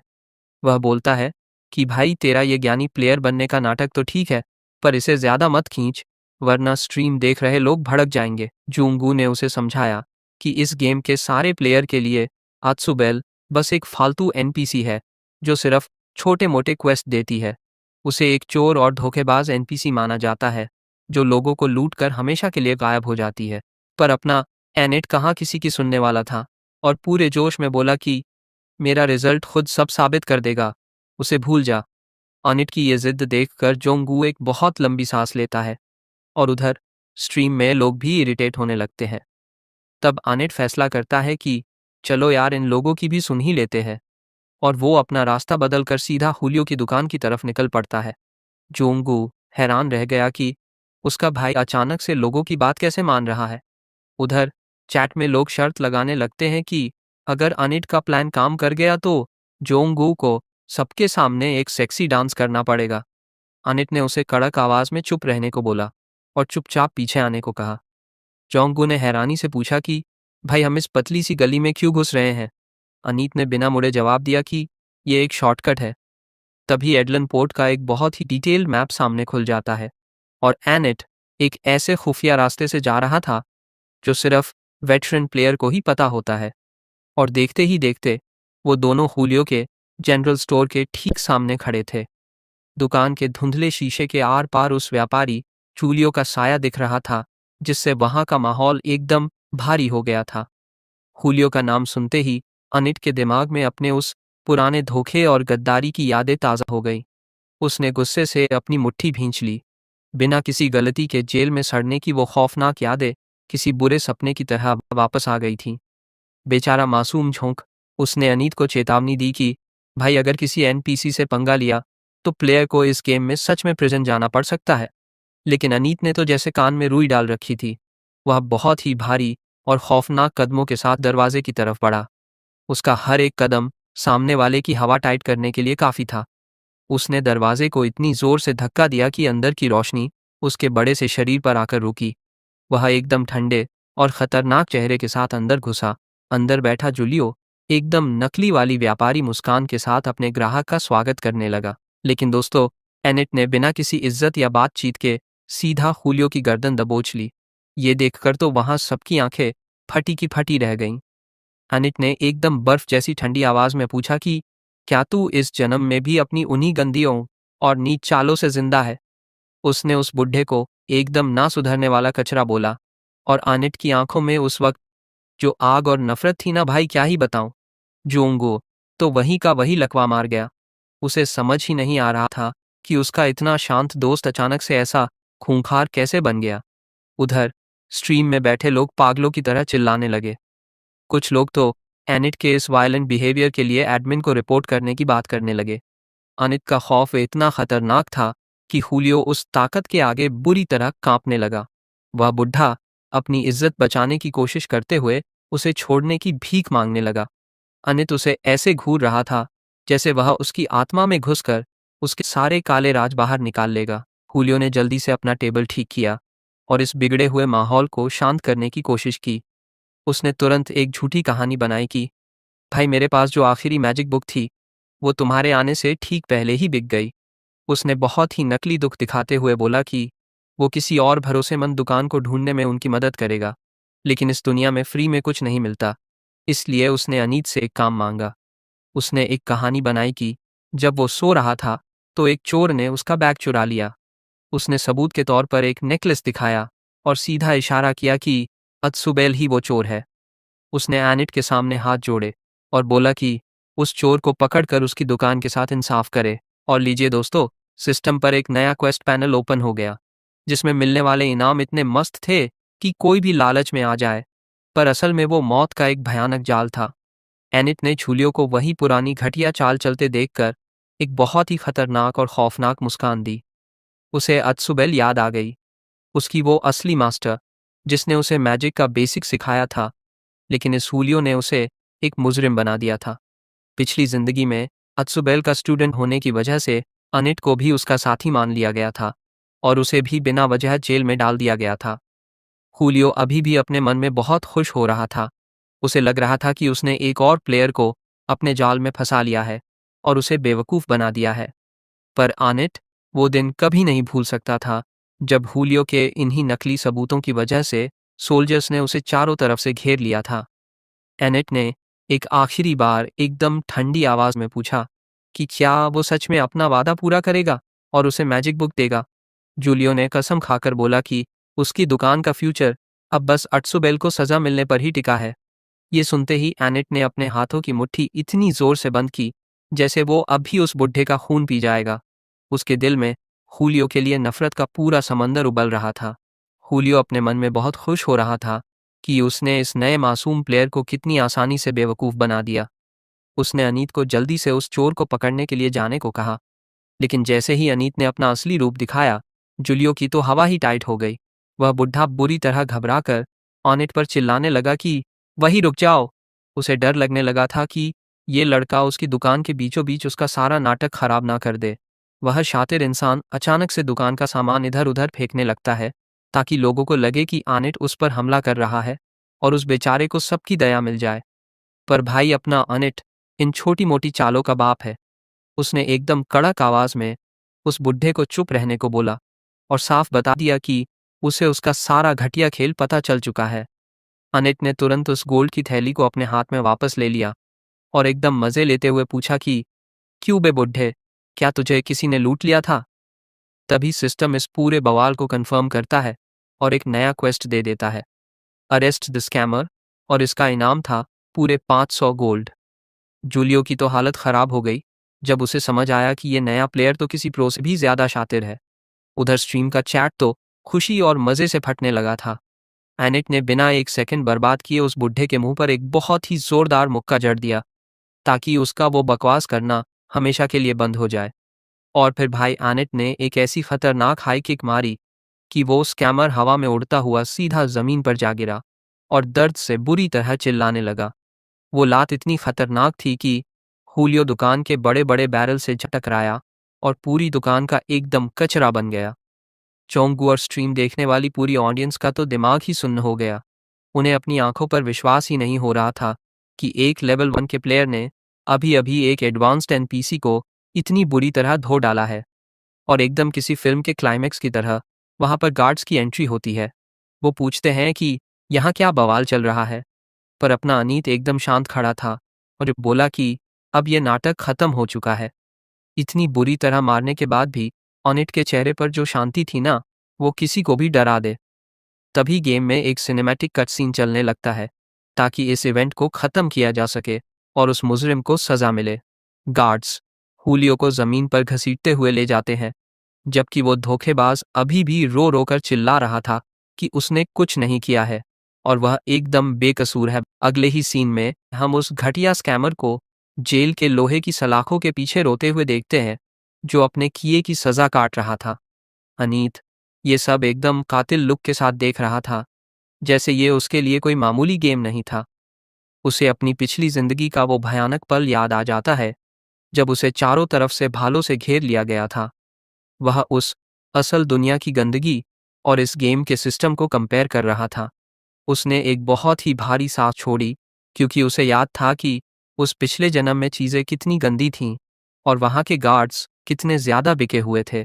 पर उसने अपने इन सारे इमोशन को अपने शांत चेहरे के पीछे छुपा लिया और वापस अभी की दुनिया में आ गया। स्क्रीन पर क्वेस्ट कंप्लीट का एक मस्त बोर्ड चमकता है और उस काम के लिए उसे उसके 500 गोल्ड मिल जाते हैं। तभी झोंगू खुशी से पागलों की तरह भागता हुआ उसके पास आता है। वह जोर जोर से अनीत का नाम चिल्ला रहा था। उसे तो भरोसा ही नहीं हो रहा था कि उसने अभी अभी अपनी स्ट्रीम पर क्या पागलपन देखा है। उसने अनित से पूछा कि भाई, तुझे कैसे पता चला कि वो बुढ़ा एक स्कैमर था। अनित एकदम सोच में पड़ गया कि अब इस नमूने को क्या झूठा बहाना दूं। उसे पता था कि अगर उसने अपनी रिग्रेशन वाली सच्ची कहानी बताई तो लोग उसे पागल समझेंगे। तो उसने तुरंत एक कहानी बनाई। उसने बोला कि वह फैंटेसी नॉवल का बहुत बड़ा फ़ैन है और ये क्वेस्ट एकदम वैसी ही थी जैसा उसने सालों पहले एक पुरानी किताब में पढ़ा था। जूंगू ने इस फर्जी कहानी को सच मान लिया और उसे एक नर्ड बोलने लगा। पर एनिट ने चैन की सांस ली कि चलो ये बेवकूफ़ बन गया। अचानक से स्ट्रीम पर पूरे 10,000 वन का एक तगड़ा डोनेशन आता है। एक फ़ैन एनिट के इस खतरनाक दिमाग से इतना इम्प्रेस हो गया था कि उसने पैसे फेंक मारे। जूंगू तो खुशी के मारे पागल हो गया। वह उस फैन को बार बार थैंक यू बोल रहा था और अपने दोस्त की तारीफ कर रहा था कि उसके पास कितना खतरनाक इंस्टिंक्ट है। जब जोंगू अपनी ऑडियंस के साथ जश्न मना रहा था, अपना अनीत चुपचाप किनारे खड़ा था, क्योंकि उसे ये फालतू का फेम नहीं चाहिए था। उसने डिसाइड किया कि ये स्ट्रीम का सारा ड्रामा उसका दोस्त ही संभाले, वह बस गेम खेलने पर फोकस करेगा। दोनों निकल पड़ते हैं आत्सुबेल की दुकान की तरफ। रास्ते भर जुंगू बक बक कर रहा था कि वह हिडन क्वेस्ट कितना एपिक था, पर अनित अपने ही ख्यालों में खोया था कि कैसे बाकी के प्लेयर अत्सुबेल को बिना उसकी सच्ची कहानी जाने उसे कितना बुरा भला बोलेंगे। आखिरकार वो दोनों उस पोशन शॉप के सामने पहुंच जाते हैं। ये जगह एनिट के लिए किसी मामूली सामान की दुकान से बहुत बढ़कर थी। उसके सामने अपनी पिछली जिंदगी वाली अत्सुबेल की वो तस्वीर घूमने लगती है। वह उसे हमेशा गुस्से से देखती थी, पर दिल की बहुत सच्ची थी। उसे याद आता है जब अत्सुबेल उस पे चिल्लाती थी कि ऐसे बेकर खड़े मत रहो और जाकर डिब्बे उठाओ। वह उसे मुफ्तखोर नहीं बनने देना चाहती थी। भले ही वह बाहर से हमेशा चिढ़ी हुई लगती थी, पर असल में वह ऑनिट की बहुत परवाह करती थी। वह उसे हमेशा वार्निंग देती थी कि कहीं चोट ना लगवा लेना। यहाँ तक कि उसने एनिट को एक मैजिक बुक भी गिफ्ट की थी ताकि वह कुछ का सीख सके और पूरी जिंदगी बस एक मजदूर बनकर ना रह जाए। दोस्तों, वो मीठी यादें अचानक से एक बहुत ही कड़वे और दर्दनाक सच में बदल जाती है। एनिट की आंखों के सामने वो खौफनाक मंजर घूमने लगता है जब उसे बिना किसी गलती के उस अंधेरी और गंदी जेल में बंद कर दिया गया था। और पता है, उस वक्त उसका साथ देने कौन आया था? सिर्फ और सिर्फ अत्सुबेल। हाँ दोस्तों, वही लड़की जिसे सब फालतू एनपीसी बोलते हैं। वह अकेली थी जिसने अनीत को बोला था कि अपना सर हमेशा ऊपर रखना। उसने अनीत को भरोसा दिलाया था कि उसे पता है अनीत बेकसूर है और वह उस घटिया हुलियो को ऐसे ही जाने नहीं देगी। लेकिन भाई, सबसे ज्यादा दर्दनाक तो आखिरी याद थी। अनीत का दिल आज भी ये सोचकर कांपने लगता है। पिछली जिंदगी में आत्सुबेल को एक भयानक आग में जिंदा जला दिया गया था। उस पोशन शॉप के दरवाजे के ठीक बाहर खड़ा अनित एक पल के लिए एकदम सुन्न हो गया। इन भारी यादों का बोझ उसके दिल को चीर रहा था। उसने बहुत ही उदास होकर नीचे देखा, लेकिन फिर उसकी आंखों में एक भयानक आग जल उठी। उसने कसम खाई कि इस बार अपनी पुरानी मास्टर के साथ वो ऐसा कुछ भी नहीं होने देगा। इस बार वो पूरी कहानी बदल कर रख देगा भाई। अनीत ने बहुत ही आराम से उस दुकान का दरवाज़ा खोला और अंदर कदम रखा। भाई, इस जगह के चप्पे चप्पे में उसकी यादें बसी हुई थीं। वह धीरे धीरे काउंटर की तरफ बढ़ा और चारों तरफ एक अजीब सी उदासी और बहुत पक्के इरादे के साथ देखने लगा। और वहां सामने ही अत्सुबल बैठी थी। उसने अपने हाथ पर अपना सर रखा हुआ था और उसके चेहरे पर दुनिया भर की बोरियत साफ दिख रही थी। उसे थोड़ी ना पता था कि उसके सामने कौन सा लेजेंड खड़ा है। अचानक उसे महसूस हुआ कि कोई अंदर आया है, तो उसने बहुत ही हैरानी से अपना सर उठाया। सामने एकदम अनजान लड़के को देखकर वह तुरंत डिफेंसिव मोड में आ गई। उसने सीधा कड़क आवाज में पूछा कि तुम कौन हो और मेरी दुकान में क्या कर रहे हो? क्या तुम्हें पता भी है कि मैं कौन हूँ? अनिट ने बिना घबराए उसे एक बहुत ही प्यारी और शांत स्माइल दी। उसने बोला कि मैं तो बस एक नया प्लेयर हूँ और यहाँ पहली बार आया हूँ। और फिर भाई ने सीधा बम फोड़ दिया। उसने बोला कि तुमसे मैजिक सीखने आया हूँ। ये सुनकर अत्सुबेल का तो दिमाग ही हिल गया। वह पागलों की तरह हंसने लगी कि किसी अनजान राह चलते इंसान को मैजिक क्यों सिखाओगी? हमारे अनीत को बहुत अच्छे से पता था कि वो मना ही करेगी, लेकिन अपना भाई पूरी तैयारी के साथ आया था। जूलियो वाले कांड ने उसका काम बहुत आसान कर दिया था। अत्सुबेल उसे एकदम घूर कर देखने लगी। वह उसके चेहरे को ऐसे स्कैन कर रही थी जैसे उसमें कुछ ढूंढ रही हो। अचानक उसकी आंखें फटी की फटी रह गईं। उसे समझ आ गया कि ये कोई आम प्लेयर नहीं, बल्कि वही फेमस ब्लैक ड्रैगन है जिसके नाम का गेम में पूरा बवाल मचा हुआ है। उसने हैरानी से पूछा कि क्या सच में तुम ही वो ब्लैक ड्रैगन हो जिसके चर्चे चारों तरफ है? फिर उसने एक बहुत ही गहरी चैन की सांस ली। उसने बताया कि उसे खबर मिल गई थी कि कैसे वो कचरा इंसान हुलियो उसे चोर साबित करने की कोशिश कर रहा था। अत्सुबेल ने गुस्से में बोला कि वो बुढ़ा एक नंबर का नीच इंसान है और उसे पहले से पता था कि वो एक दिन कोई बहुत बड़ा कांड जरूर करेगा। अत्सुबेल ने उसे बहुत ही दिल से थैंक यू बोला, क्योंकि अनीत की वजह से शहर में एक बहुत बड़ा बवाल होने से बच गया था। अनीत ने बोला कि अरे इसमें शुक्रिया की क्या बात है, मैं भी उस बुढ़े से बहुत नफरत करता हूँ। अब वो दोनों एकदम आराम से बात करने लगे थे। अनीत ने मजाक करते हुए बोला कि उस जूलियो की तो शक्ल ही एकदम स्कैमर जैसी है, उस पर कोई कैसे भरोसा कर सकता है। फिर अत्सुबेल वापस मैजिक वाले टॉपिक पर आ गई। उसने पूछा कि क्या तुम सच में कोई मैजिक बुक ढूंढ रहे हो? तभी एनिट ने सोचा कि अब सीधा पॉइंट पर आते हैं। उसने अत्सुबेल की आंखों में देखा और सीधा पूछा कि क्या तुम सच में किसी बीमारी का इलाज ढूंढ रही हो? ये सुनते ही अत्सुबेल एकदम बर्फ की तरह जम गई। उसका मुंह खुला का खुला रह गया जब आनित ने उसके डेस्क पर रखे हुए उन मेडिकल पेपर्स की तरफ इशारा किया। तुम्हें ये सब कैसे पता? अत्सुबेल पागलों की तरह चिल्लाई। वो इतने गहरे राज के बाहर आने से पूरी तरह सदमे में थी। उसने डर और एक छोटी सी उम्मीद के साथ अपना नीचे वाला होठ काट लिया। उसे समझ नहीं आ रहा था कि इस अनजान लड़के को ये सब कैसे पता। उसने कांपती हुई आवाज में पूछा कि क्या तुम्हें मेडिसिन के बारे में कुछ पता है? और फिर एनिट ने जो बोला उसने अत्सुबेल की बोलती ही बंद कर दी। एनिट ने एकदम सटीक सिम्टम्स बताना शुरू किया। नीली आंखें, हर वक्त चक्कर आना और अचानक से उल्टी होना। अत्सुबेल ने रोने जैसी शक्ल बनाकर माना कि उसे तो इस अजीब बीमारी का नाम तक नहीं पता जिसका वो इलाज ढूंढ रही है।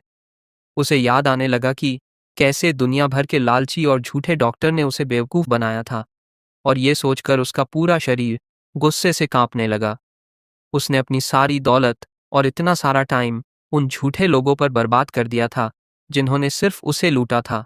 वो इस घटिया साइकिल से पूरी तरह थक चुकी थी, जहां हर बार उसकी उम्मीद को बुरी तरह कुचल दिया जाता था। एनिट ने उसे बताया कि कोई भी पोषण इस बीमारी पर काम नहीं करेगा और मरीज की भूख भी पूरी तरह खत्म हो चुकी है। ये सुनकर तो अत्सुबेल पूरी तरह टूट गई। वो रोते हुए पागलों की तरह एनिट से पूछने लगी कि क्या सच में उसे इस बीमारी के बारे में पता है। उसने एनिट का हाथ इतनी जोर से पकड़ लिया जैसे डूबते हुए इंसान को तिनके का सहारा मिल गया हो। वो उसके सामने भीख मांगने लगी और बोली कि अगर तुम मेरी माँ के लिए इलाज ढूंढ लाओ तो मैं तुम्हें मुंह मांगी कीमत दूंगी। एनिट ने बहुत ही प्यार और भरोसे के साथ उसे स्माइल दी। उसने बोला कि मुझ पर भरोसा रखो, मैं किसी भी हाल में वो मेडिसिन लेकर आऊंगा। और दोस्तों, उसी पल सिस्टम एकदम पागलों की तरह चमकने लगा। एनिट की आंखों के सामने एक एपिक क्वेस्ट का नोटिफिकेशन आ गया। अत्सुबेल की माँ को ठीक करने का क्वेस्ट, और भाई इसके रिवॉर्ड्स इतने ज्यादा ब्रूटल और खतरनाक थे कि क्या ही बताऊं। ये सब देखकर जोंगू की तो बोलती ही पूरी तरह बंद हो जाती है। वो एकदम गूंगा हो जाता है कि भाई लेवल 1 पर इतनी आसानी से किसी को एपिक क्वेस्ट कैसे मिल सकता है। ये तो एकदम इम्पॉसिबल चीज़ है यार। अपना एनिट, जो असल में सब कुछ जानता था, वो एकदम अनजान बनने का नाटक करता है। वो बहुत ही मासूम शक्ल बनाकर पूछता है कि भाई ये एपिक ग्रेड क्या होता है और तू इतना पागलों की तरह उछल क्यों रहा है। जोंगू अपनी सांस काबू करते हुए उसे समझाना शुरू करता है कि भाई देख, रैंक का मतलब लेवल होता है, लेकिन ग्रेड का मतलब होता है कि वो आइटम कितना रेयर और ख़ास है। वो उसे बताता है कि सबसे नीचे कॉमन होता है फिर अनकॉमन, उसके बाद रेयर, और इन सब के बहुत ऊपर जाकर आता है सपनों वाला एपिक ग्रेड। चोंगो उसे चीख चीख कर समझाता है कि रैंक 1 के लेवल पर किसी क्वेस्ट में पक्का एपिक ड्रॉप मिलना एकदम मजाक और फालतू की बात है, ऐसा कभी होता ही नहीं है। ये सब सुनकर अनीत बहुत ही गहरी सोच में डूब जाता है। वो सोचता है कि क्या ऐसा हो सकता है कि एक ही मैजिक बुक के रिजल्ट उसके ग्रेड के हिसाब से अलग अलग होते हो। वो इस नई गेम वाली दुनिया को अपनी उस पुरानी खौफनाक दुनिया से कंपेयर करने लगता है। उसकी पुरानी दुनिया में ऐसा कोई सिस्टम या ग्रेड जैसी चीज़ बिल्कुल भी नहीं थी।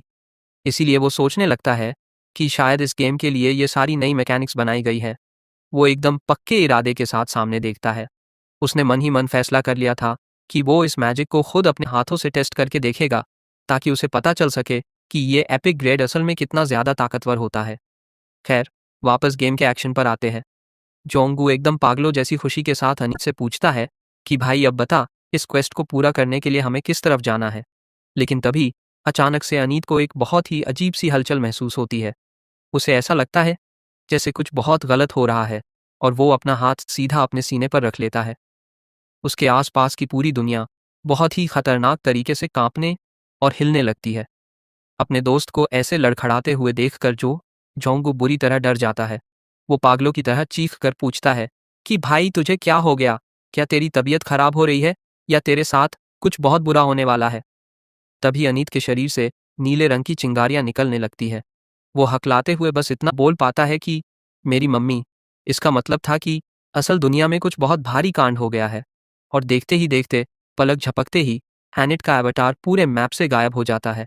हवा में सिर्फ नीले रंग की स्टैटिक बिजली बच जाती है।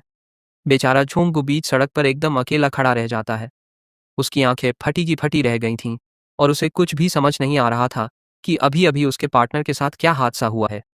और दूसरी तरफ स्ट्रीम का चैट तो भाई हंस हंस कर पागल हो रहा था। लोग लगातार मैसेज कर रहे थे कि भाई, मेन कैरेक्टर को गेम में नहीं बल्कि असल जिंदगी में अपनी ही मम्मी से क्रिटिकल हिट पड़ गया है। क्या गजब बेइज्जती है यार। इधर असल दुनिया में अनिट के कमरे में बवाल मचा हुआ था। अनिट पागलों की तरह हाँफ रहा था, क्योंकि उसने बहुत ही जल्दबाजी में अपना वर्चुअल रियलिटी वाला इक्विपमेंट सर से निकाल फेंका था। और जैसे ही उसने आंखें खोली, उसके सामने एक ऐसी मेहमान खड़ी थी जिसकी उसने बिल्कुल भी उम्मीद नहीं की थी। वो और कोई नहीं बल्कि एनिट की मम्मी थी। उनका चेहरा एकदम कड़क था, और उनकी आंखों में एक ऐसा खौफनाक अथॉरिटी था जिससे कोई भी डर जाए। वो दरवाजे के पास खड़ी होकर उसे ही घूर रही थी। जैसे ही एनिट ने उन्हें देखा, वो एकदम बम की तरह फट पड़ी।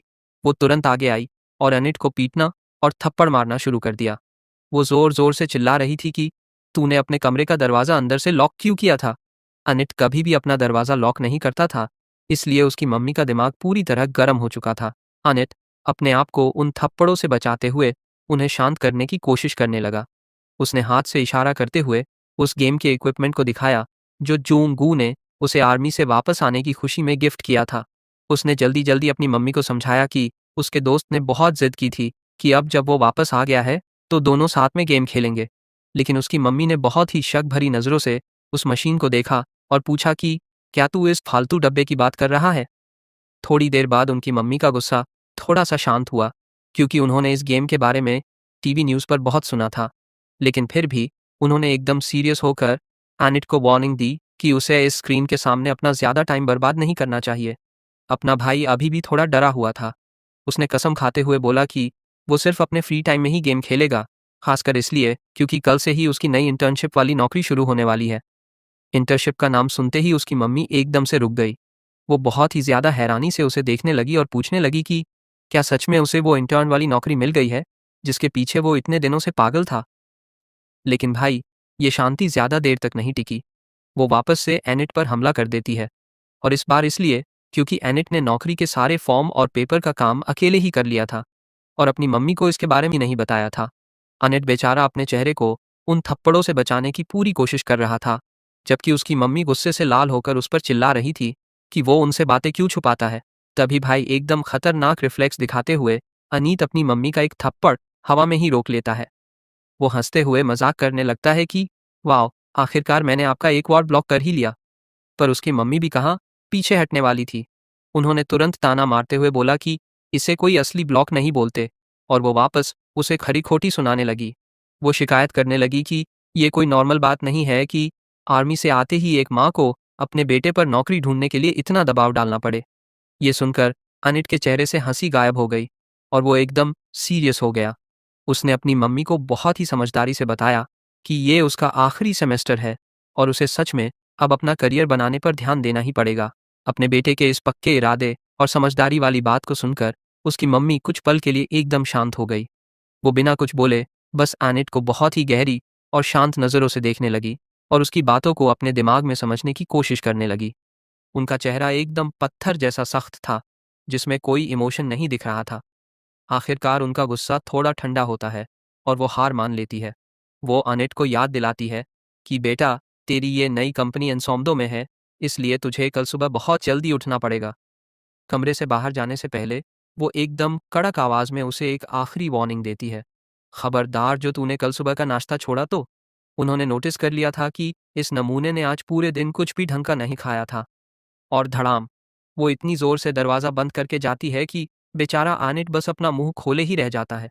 वो बोलने ही वाला था कि जोंगू ने उसे बाहर भर पेट खाना खिलाया है, पर उसकी तो बात ही बीच में कट गई।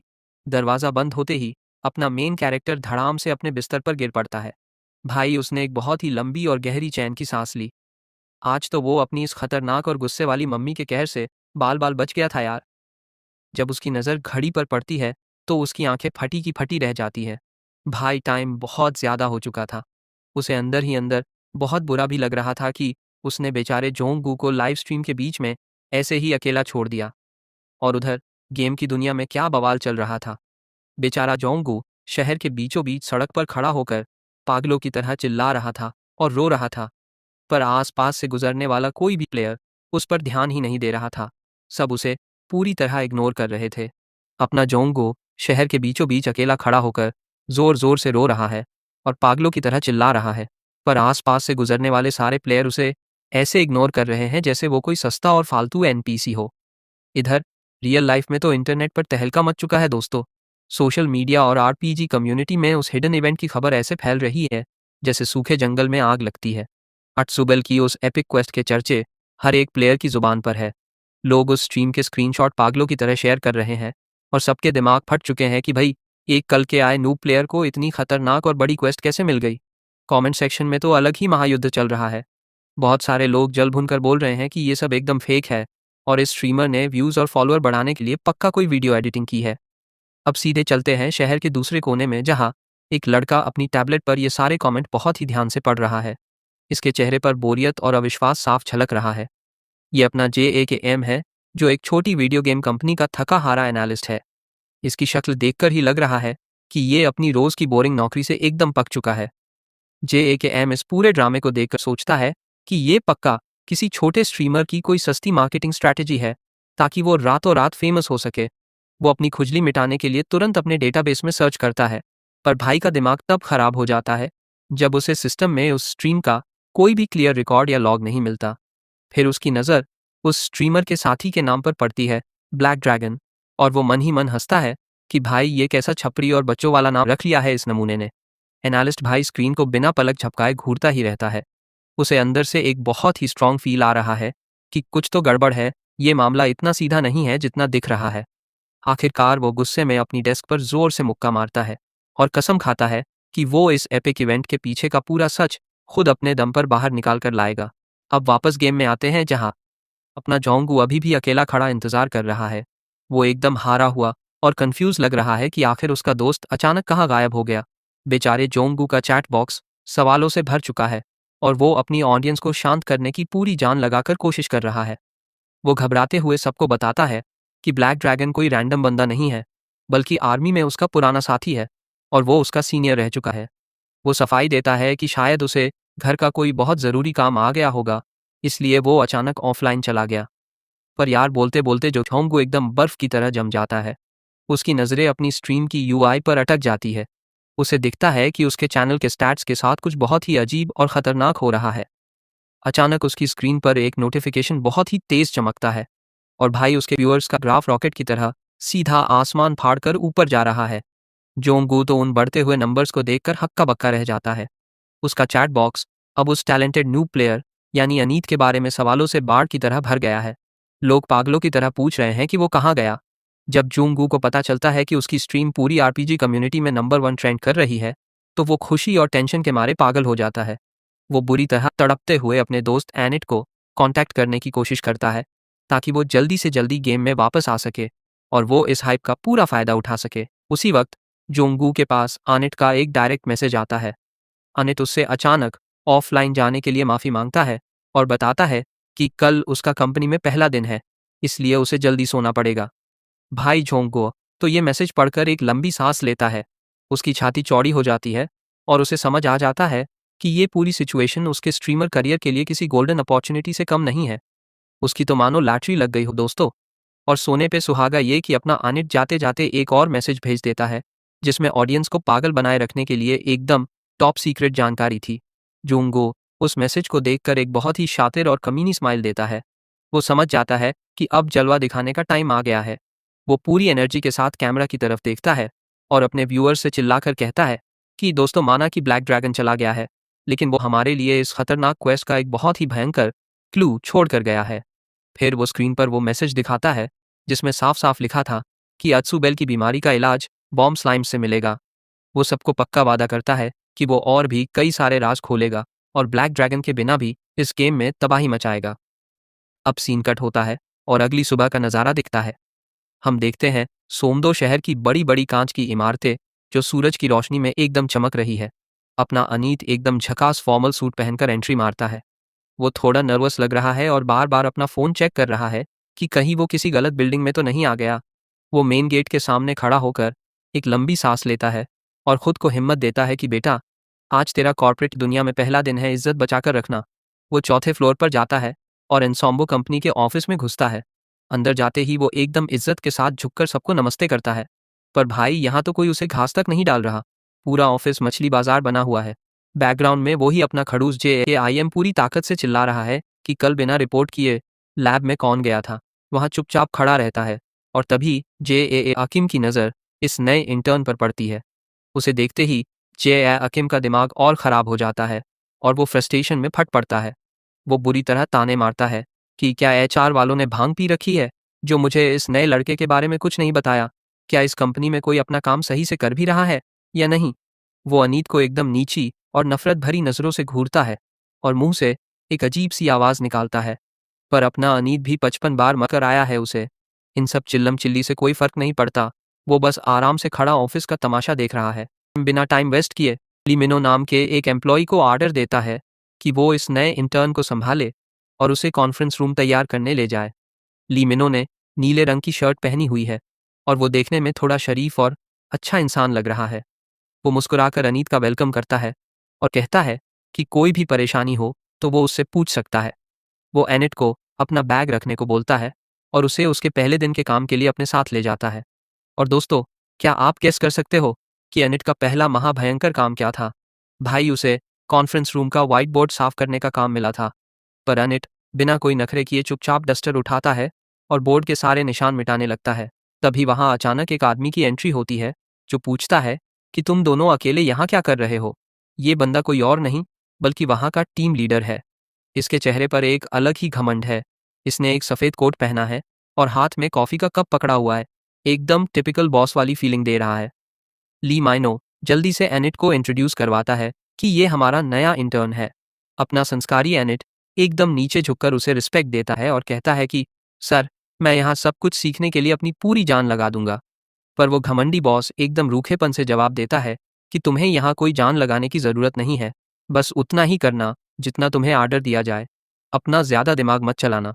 वो बॉस जाते जाते एनिट को एक बार फिर से नीची नज़रों से घूरता है और कहता है कि अगर सफाई हो गई हो तो यहाँ से निकलो। एनिट उस कमरे से बाहर निकलता है और मन ही मन अपने बॉस के इस खड़ूस बर्ताव के बारे में सोचता है। उसे साफ समझ आ जाता है कि इस कंपनी का कोई फ्यूचर नहीं है और यहाँ सब के सब पागल है। लेकिन सच बताऊं तो एनिट को इस बोरिंग और शांत जिंदगी में मज़ा आ रहा था। आखिर भाई ने 55 बार एक नरक जैसी जिंदगी जी है जहाँ हर दिन मार काट मची रहती थी। उसके सामने तो ये कॉर्पोरेट की गालियाँ कुछ भी नहीं है। अब भाई सीधे चलते हैं अपनी डिजिटल दुनिया में जहाँ चमड़े के जूतों की आवाज़ आती है। अपना एनिट वापस गेम में आ चुका है और वो आते ही अपने जिगरी यार जोंगू से इतनी देर लगाने के लिए माफ़ी मांगता है। पर भाई जोंगू का चेहरा देखने लायक था। वो अनीत को ऐसे देख रहा था जैसे उसे साक्षात भगवान मिल गए हो। उसकी आंखों से तो मानो खुशी के मारे चिंगारियां निकल रही थीं। जोंगू की इस अजीब सी एक्साइटमेंट को देखकर अनीत थोड़ा अनकंफर्टेबल हो जाता है और जल्दी से बात पलटने की कोशिश करता है। तब जोंगू एकदम उछलते हुए उसे अपनी स्ट्रीम का पैनल दिखाता है। और भाई साहब, क्या बवाल हो गया था। उनके लाइव व्यूअर्स 5,000 का आंकड़ा पार कर चुके थे। अब जब पूरी पब्लिक तैयार बैठी है तो दोनों मिलकर अनाउंस करते हैं कि वो फाइनली अत्सुबेल की वो फेमस क्वेस्ट शुरू करने वाले हैं। जोंगू उन लोगों के कमेंट्स पढ़कर जोर जोर से हंस रहा है जो बोल रहे थे कि ये दोनों नमूने ये क्वेस्ट कभी पूरी नहीं कर पाएंगे। और अपना एनिट एक मस्त सी स्माइल के साथ सोचता है कि बाकी प्लेयर के पास इस गेम को खेलने का ना तो विजन है और ना ही थोड़ी सी भी क्रिएटिविटी। वो अपने व्यूअर्स से कहता है कि अपनी कुर्सी की पेटी बांध लो दोस्तों और मेरे पीछे पीछे आओ। इतना बोलकर वो सीधे शहर के मेन गेट की तरफ निकल पड़ता है। अपना झोंगू भी उसके पीछे पीछे भागता है। वो अंदर ही अंदर बहुत हैरान है कि भाई ये तो एकदम नया नूब है, फिर भी इसके अंदर इतना कॉन्फिडेंस कहाँ से आ रहा है। अनिट बड़ी चालाकी से बात घुमा देता है और कहता है कि अरे भाई, मैंने बहुत सारी फैंटेसी नॉवल पढ़ी है, इसलिए मुझे ये सब पहले से पता है। अचानक अनिट के कदम रुक जाते हैं। वो देखता है कि आगे कुछ बहुत ही बड़ा बवाल हो रहा है। वहाँ लोगों की एक बहुत बड़ी भीड़ जमा है और सब उसी वायरल पोस्ट के बारे में बात कर रहे हैं। जोंगू की तो आंखें फटी की फटी रह जाती है जब वो देखता है कि वैनगार्ड के लोग भी वहां पहुंच चुके हैं। उस भीड़ के बीच में से एकदम चमकते हुए आर्मर पहने एलिट प्लेयर की एंट्री होती है।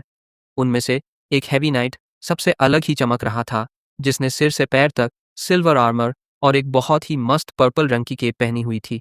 एनिट उस भीड़ को देखकर सोचता है कि आखिर इतनी सारी पब्लिक यहाँ क्या कर रही है।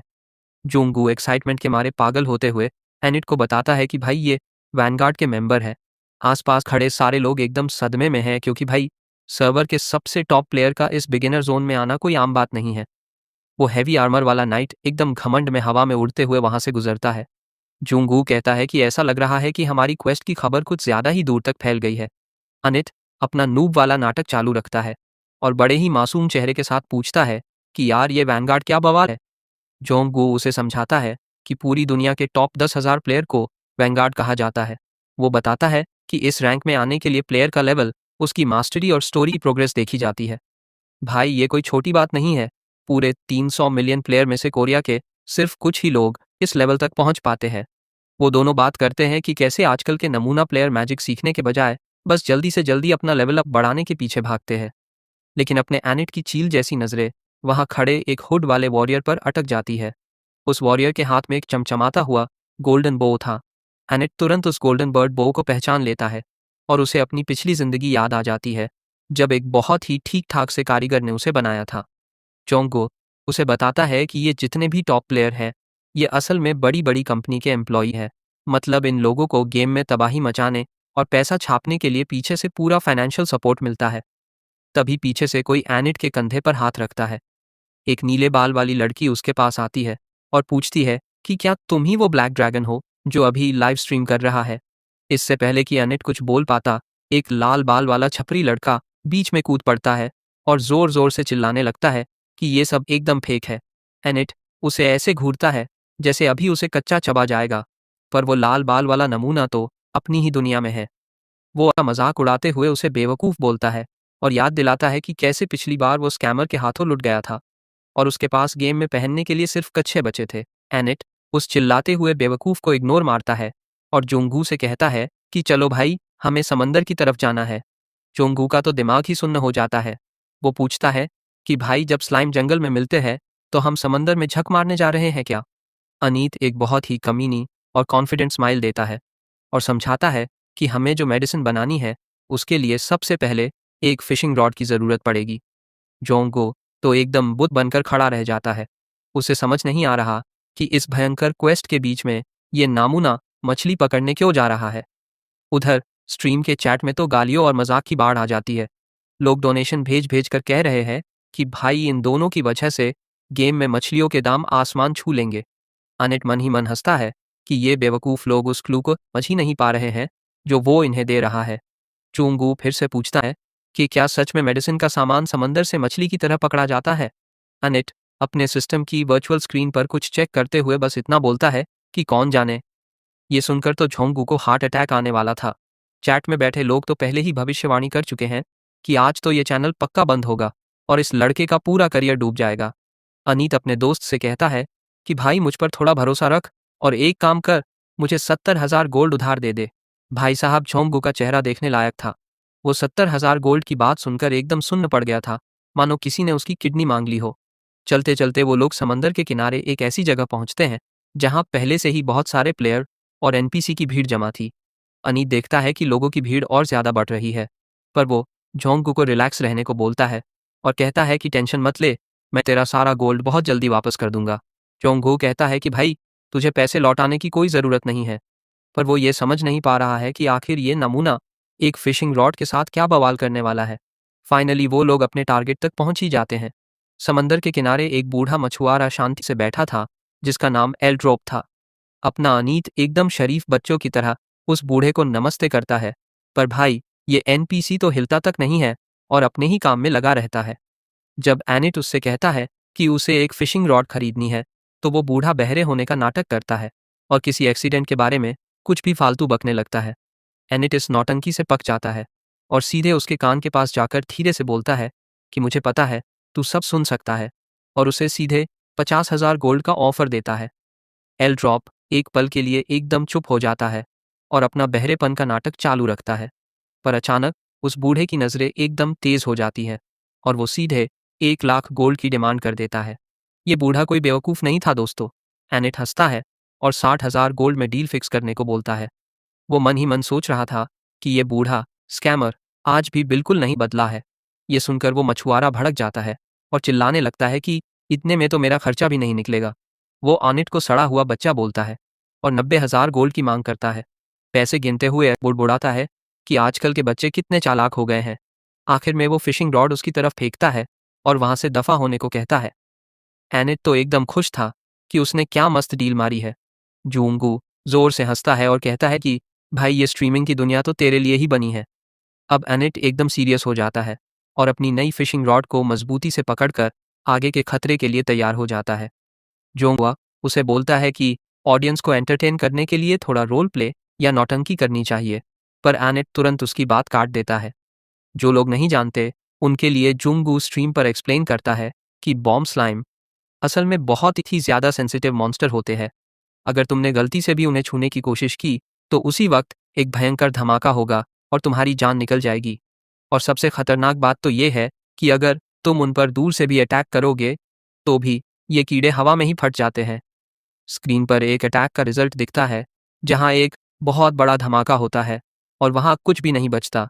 यहाँ तक कि अगर तुम उनके पास से भागते हुए भी गुजरे तो भी उनके फटने का चांस बहुत ज़्यादा होता है। आसान भाषा में कहूँ तो ये ऐसे एनिमी है जो बस फटते हैं और बिना किसी वार्निंग के तुम्हें सीधा बेस पर वापस भेज देते हैं। ऊपर से ये कोई लूट भी नहीं देते, इसलिए ज़्यादातर प्लेयर इन्हें एकदम फालतू और कचरा समझते हैं। एनिट एकदम दबे पावों से बिना कोई आवाज़ किए उन स्लाइम के पास चलने लगता है। फाइनली उसे एकदम परफेक्ट बॉम्ब स्लाइम मिल ही जाता है और वो कहता है कि इसके प्लान के लिए इसकी हाइट एकदम सही है। वो अपनी फिशिंग रॉड का रील सेट करने लगता है और सोचता है कि असल ज़िंदगी के मुकाबले गेम में इसकी सेंसिटिविटी थोड़ी अलग है। वो हरा स्लाइम ज़मीन पर धीरे धीरे रेंग रहा था और बहुत ही खतरनाक तरीके से चमक रहा था। जोंग बहुत ही टेंशन में उसे आवाज़ लगाता है। उसे अभी भी रत्ती भर भी आइडिया नहीं था कि उसका दोस्त आखिर क्या बवाल करने वाला है। जोंग थोड़ा घबराते हुए अनीत से कहता है कि भाई मुझे ऐसा लग रहा है कि कोई हमारा पीछा कर रहा है। तभी चैट में एक डोनेशन का मैसेज आता है जो इस शक को सच साबित कर देता है। कोई व्यूअर उन्हें वार्निंग देता है कि कुछ बेशर्म और छपरी लोग उनके पीछे पड़े हैं। अनीत एकदम शांत और शातिर नज़रों से जवाब देता है कि उसे ये बात पहले से पता थी। उसे इन ट्रैकर्स को देखकर बिल्कुल भी हैरानी नहीं हुई। वो बताता है कि जब से वो लोग शहर से निकले हैं तब से वो दूर से उनका पीछा कर रहे हैं। तभी जंगल में सूखी लकड़ियों के टूटने की आवाज़ आती है जिससे उन पीछा करने वालों की पोल खुल जाती है। एनिट कहता है कि ये सिर्फ एक टीम नहीं है बल्कि कई सारे ग्रुप है जो अंधेरे में छुपकर घात लगाए बैठे हैं। बहुत सारी खूंखार आंखें उन्हें घूर रही थीं जिससे वहां का माहौल एकदम सस्पेंस और टेंशन से भर जाता है। एनिट एकदम चिल मारते हुए जुंगू से कहता है कि ज़रा स्ट्रीम की स्क्रीन सेटिंग्स का विंडो तो दिखाना। जुंगू जल्दी से सेटिंग्स खोल देता है।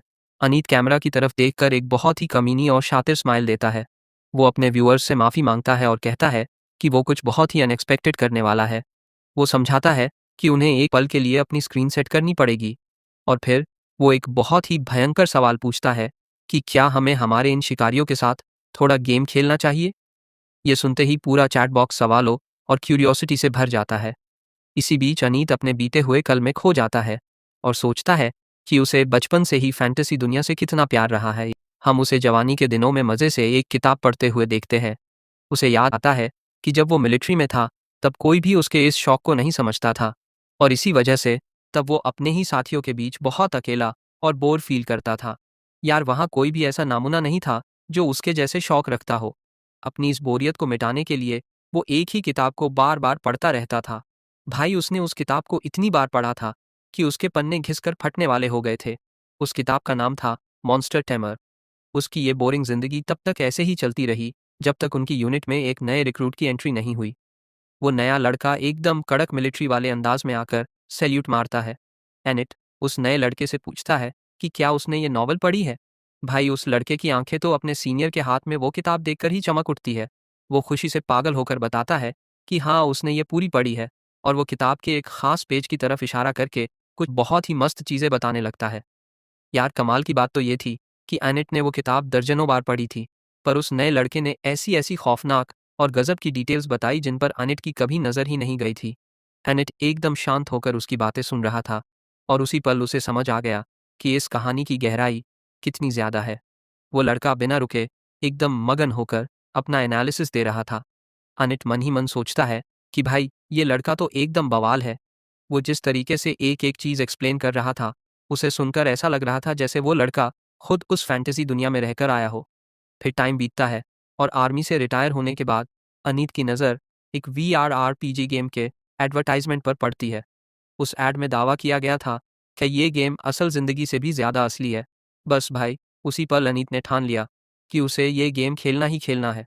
उसे पक्का यकीन था कि अगर वो उस नए लड़के के साथ ये गेम खेलेगा तो भाई कसम से उनका एक्सपीरियंस एकदम लेजेंडरी होगा।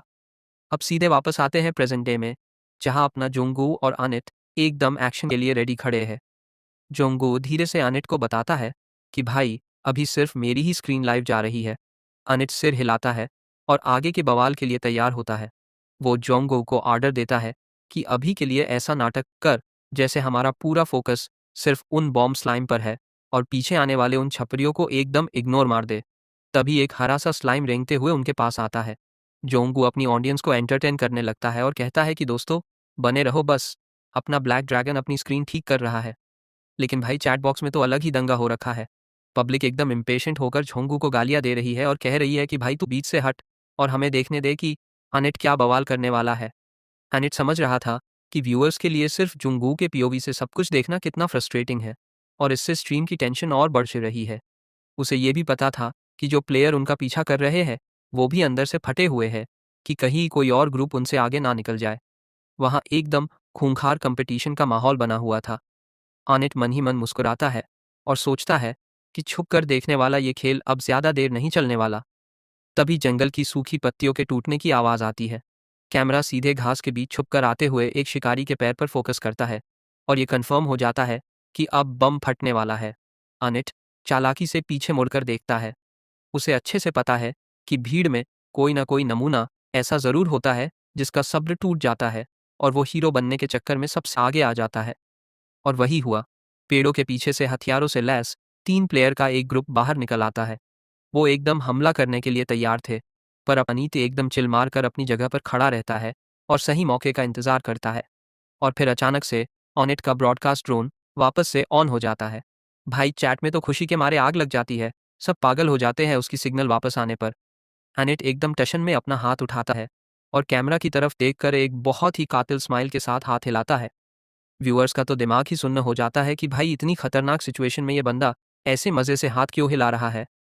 अब आता है असली मजा। एनिट अपनी उस फिशिंग रॉड को कसकर पकड़ता है और अपने मास्टर प्लान का खुलासा करने के लिए तैयार हो जाता है। वो एकदम खतरनाक प्रिसीजन के साथ उस रॉड को हवा में घुमाता है और उसकी डोरी हवा में एकदम परफेक्ट पैराबोला बनाते हुए आगे जाती है। वो अपनी ऑडियंस को एक्सप्लेन करना शुरू करता है कि आखिर उसने उस बूढ़े एल्ड्रोप से ये खास फिशिंग रॉड ही क्यों खरीदी। वो बताता है कि इस रॉड का हुक बहुत ही स्पेशल है, जो उसे ऐसे खतरनाक स्टंट करने की ताकत देता है जो कोई और सोच भी नहीं सकता। वो हुक हवा में उड़ते हुए एकदम चमक रहा था। एनिट हंसते हुए कहता है कि भाई, ये हुक इतना ज्यादा तेज और नुकीला है कि जब ये बॉम्ब स्लाइम के शरीर में घुसता है तो उन कीड़ों को पता तक नहीं चलता और वो रिएक्ट ही नहीं कर पाते। वो हुक एकदम मक्खन की तरह उस स्लाइम की जेली जैसी बॉडी में जाकर धंस जाता है। फिर एनिट उस रॉड के हैंडल पर लगा एक छोटा सा बटन दिखाता है। वो बताता है कि जैसे ही मैं इस बटन को दबाऊंगा, उस हुक के सिरे से बहुत सारे खतरनाक कांटे निकल आएंगे। और भाई, जैसे ही वो कांटे उस स्लाइम के शरीर के अंदर खुलते हैं, उसे अचानक से एक भयंकर डैमेज मिलता है, जिससे वो सीधा डेटोनेट हो जाता है। बस इतना बोलना था कि वो स्लाइम फटने से पहले एकदम खतरनाक तरीके से चमकने लगता है।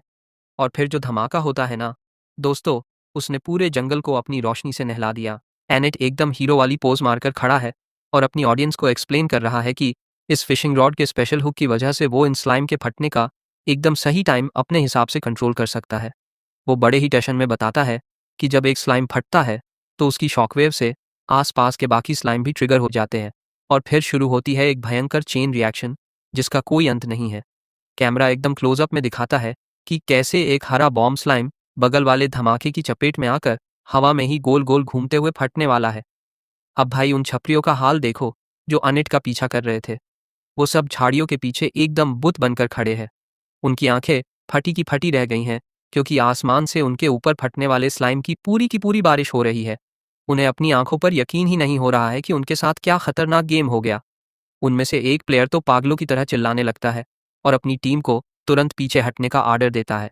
पर भाई, अब बहुत देर हो चुकी है। वो खौफ के मारे आसमान की तरफ देखता है और समझ जाता है कि अब उनकी जान भगवान भी नहीं बचा सकता। ये सिचुएशन अब उनके हाथ से पूरी तरह बाहर जा चुकी है। ये सारे स्लाइम किसी मिसाइल की तरह सीधे उनके सिर पर गिर रहे हैं। चारों तरफ एकदम तबाही का माहौल है दोस्तों। सारे प्लेयर अपनी जान बचाने के लिए पागलों की तरह इधर उधर भाग रहे हैं और वो स्लाइम धड़ाम धड़ाम करके जमीन पर गिर रहे हैं, बस फटने ही वाले हैं। एक नामुना ट्रैकर तो डर के मारे अपनी जगह पर ही जम जाता है। उसकी आंखों में उन भयंकर धमाकों की रोशनी साफ साफ देखी जा सकती है। उसके मुंह से गालियां निकलने लगती है जब उसे एहसास होता है कि वो लोग एनिट के बिछाए हुए मौत के जाल में बुरी तरह फंस चुके हैं। और फिर एकदम अंधा कर देने वाली सफ़ेद रोशनी पूरे जंगल को निगल लेती है। इस भयंकर धमाके की शॉकवेव से बचने के लिए अपना जोंगू तो जल्दी से ज़मीन पर छुप जाता है। वो इस पूरे तबाही के नज़ारे को देखकर एकदम सदमे में है। पर अपना एनिट भाई, वो तो एकदम चिल मारकर बिना हिले अपनी जगह पर शान से खड़ा है और अपनी फिशिंग रोड को मजबूती से पकड़े हुए है। वो हंसते हुए अपनी रोड को अपने कंधे पर रखता है और एक बहुत ही कमीनी स्माइल देकर कहता है कि लो भाई, हमने इन स्ट्रीम स्नाइपर्स का हमेशा के लिए काम तमाम कर दिया। चैट बॉक्स में तो जैसे हंसी का बवंडर आ जाता है। व्यूअर्स एकदम पागल हो गए हैं और गालियां दे देकर हंस रहे हैं कि इस बंदे ने क्या खौफनाक दिमाग लगाया है। बिना एक भी सेकंड बर्बाद किए एनिट फिर से अपना हुक हवा में घुमाता है और पूछता है कि क्या अब हम अपने असली काम पर फोकस करें। व्यूअर्स अभी भी इसी सदमे में है कि भाई, इतने बड़े धमाके के बाद यहाँ कोई जिंदा भी बचा है क्या। तभी कैमरा पत्थरों के पीछे छुपकर बैठे एक पीले रंग के स्लाइम पर फोकस करता है। ये स्लाइम बाकी सारे हरे कीड़ों से एकदम अलग और बहुत ही ज्यादा चमकीला है। इसका ये अजीब रंग देखकर चैट में बैठे लोग तुरंत थ्योरी बनाने लगते हैं कि आखिर ये क्या बवाल चीज है। अनीत एकदम परफेक्ट निशाने के साथ अपना हुक उस पीले स्लाइम की तरफ फेंकता है और उसे फंसा लेता है। मजे की बात तो ये है कि ये पीला वाला स्लाइम बाकी कीड़ों की तरफ फटने का कोई नाटक नहीं करता, एकदम शांत रहता है। एनिट बड़े आराम से उस गोल्डन स्लाइम को अपनी तरफ खींच लेता है। वो पीला कीड़ा अनिट के हाथ में पकड़े हुए एक बैग के अंदर से बहुत ही मस्त तरीके से चमक रहा है। एनिट उस बैग को हवा में उठाकर एक बहुत ही घमंडी और जीतने वाली स्माइल देता है। वो अपने व्यूअर्स से चिल्लाकर कहता है कि दोस्तों, जिस मटेरियल की हमें तलाश थी वो फाइनली मिल चुका है। चैट में अभी भी बहस चल रही है कि क्या ये गेम का कोई ग्लिच है या फिर ये कोई बहुत ही रेयर और स्पेशल आइटम है। अनिट कैमरे के सामने उस बैग को खोलता है और भाई, उसके अंदर एक बहुत ही ज्यादा घिनौना और सड़ा हुआ मांस रखा था। वो समझाता है कि जब तुम एक साथ बहुत सारे बॉम्ब स्लाइम को एक ही झटके में उड़ा देते हो तो उनमें से कुछ कीड़े डिफेक्टिव यानी खराब हो जाते हैं और फट नहीं पाते। जोंगो उस बदबूदार चीज को देखकर मुंह बनाता है और कहता है कि भाई, मुझे नहीं लगता कि ये कचरा हमारी क्वेस्ट के काम आएगा। पर एनिट उसे चुप कराता है और कहता है कि तू बस शांति से देखता जा। वो एक बहुत ही कॉन्फिडेंट स्माइल देकर कहता है कि भाई मुझ पर भरोसा रख, मुझे पता है कि आगे का रास्ता आसान नहीं होगा, पर अब सीधा आत्सुबेल के पास चलने का टाइम आ गया है। अब सीन शिफ्ट होता है उन ट्रैकर्स की तरफ जो बचकर भाग निकले थे। वहाँ एक बंदा बहुत ही भारी सांस ले रहा है, मानो उसकी जान गले में अटक गई हो। ये बंदा कोई और नहीं बल्कि अपना JKIM है। वो इतना ज़्यादा भाग चुका है कि उससे ठीक से सांस भी नहीं ली जा रही। असल में वो गेम के अंदर एक गोल्ड फार्म चलाता है ताकि वो रियल मनी कमा सके। वो छुपकर एनिट को घूरता है और समझ जाता है कि ये नया नूब प्लेयर कोई आम इंसान नहीं है। उसे लगता है कि एनिट पक्का कोई बहुत बड़ा हैवीवेट प्लेयर है जिसके पीछे किसी बहुत बड़ी कंपनी का सपोर्ट है। उसे समझ नहीं आ रहा कि इतना खतरनाक लेवल का बंदा इस छोटे से स्ट्रीमर के साथ क्या कर रहा है। वो अपना दिमाग दौड़ाता है और सोचता है कि शायद अनीत सिर्फ एक डिस्ट्रैक्शन है ताकि कोई और वैंगार्ड की असली खोज तक ना पहुंच सके। पर फिर वो सोचता है कि भाड़ में जाए ये सब, मुझे तो बस अत्सुबेल की क्वेस्ट पूरी करनी है। अगर उसने ये क्वेस्ट अकेले पूरी कर ली तो उसका इस महीने का टारगेट पूरा हो जाएगा और वो आराम की ज़िंदगी जिएगा।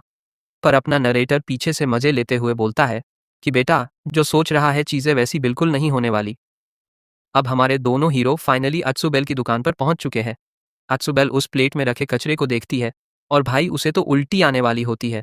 वो एकदम गुस्से में चिल्लाती है कि ये क्या बकवास चीज़ उठा लाए हो तुम लोग। वो आइटम असल में धुएं से भरा हुआ एक बहुत ही बदबूदार और घिनौना कीचड़ का पहाड़ लग रहा था। स्ट्रीम के चैट में तो लोग कमेंट कर रहे हैं कि भाई ये दवाई नहीं, सीधा मौत का पॉइजन है। हैनिट अपना पोकर फेस बनाकर बहुत ही मासूमियत से पूछता है कि क्या सच में ये इतना बुरा लग रहा है। बेचारे झोंक के तो पसीने छूट रहे हैं। वो एकदम डर कर खड़ा है।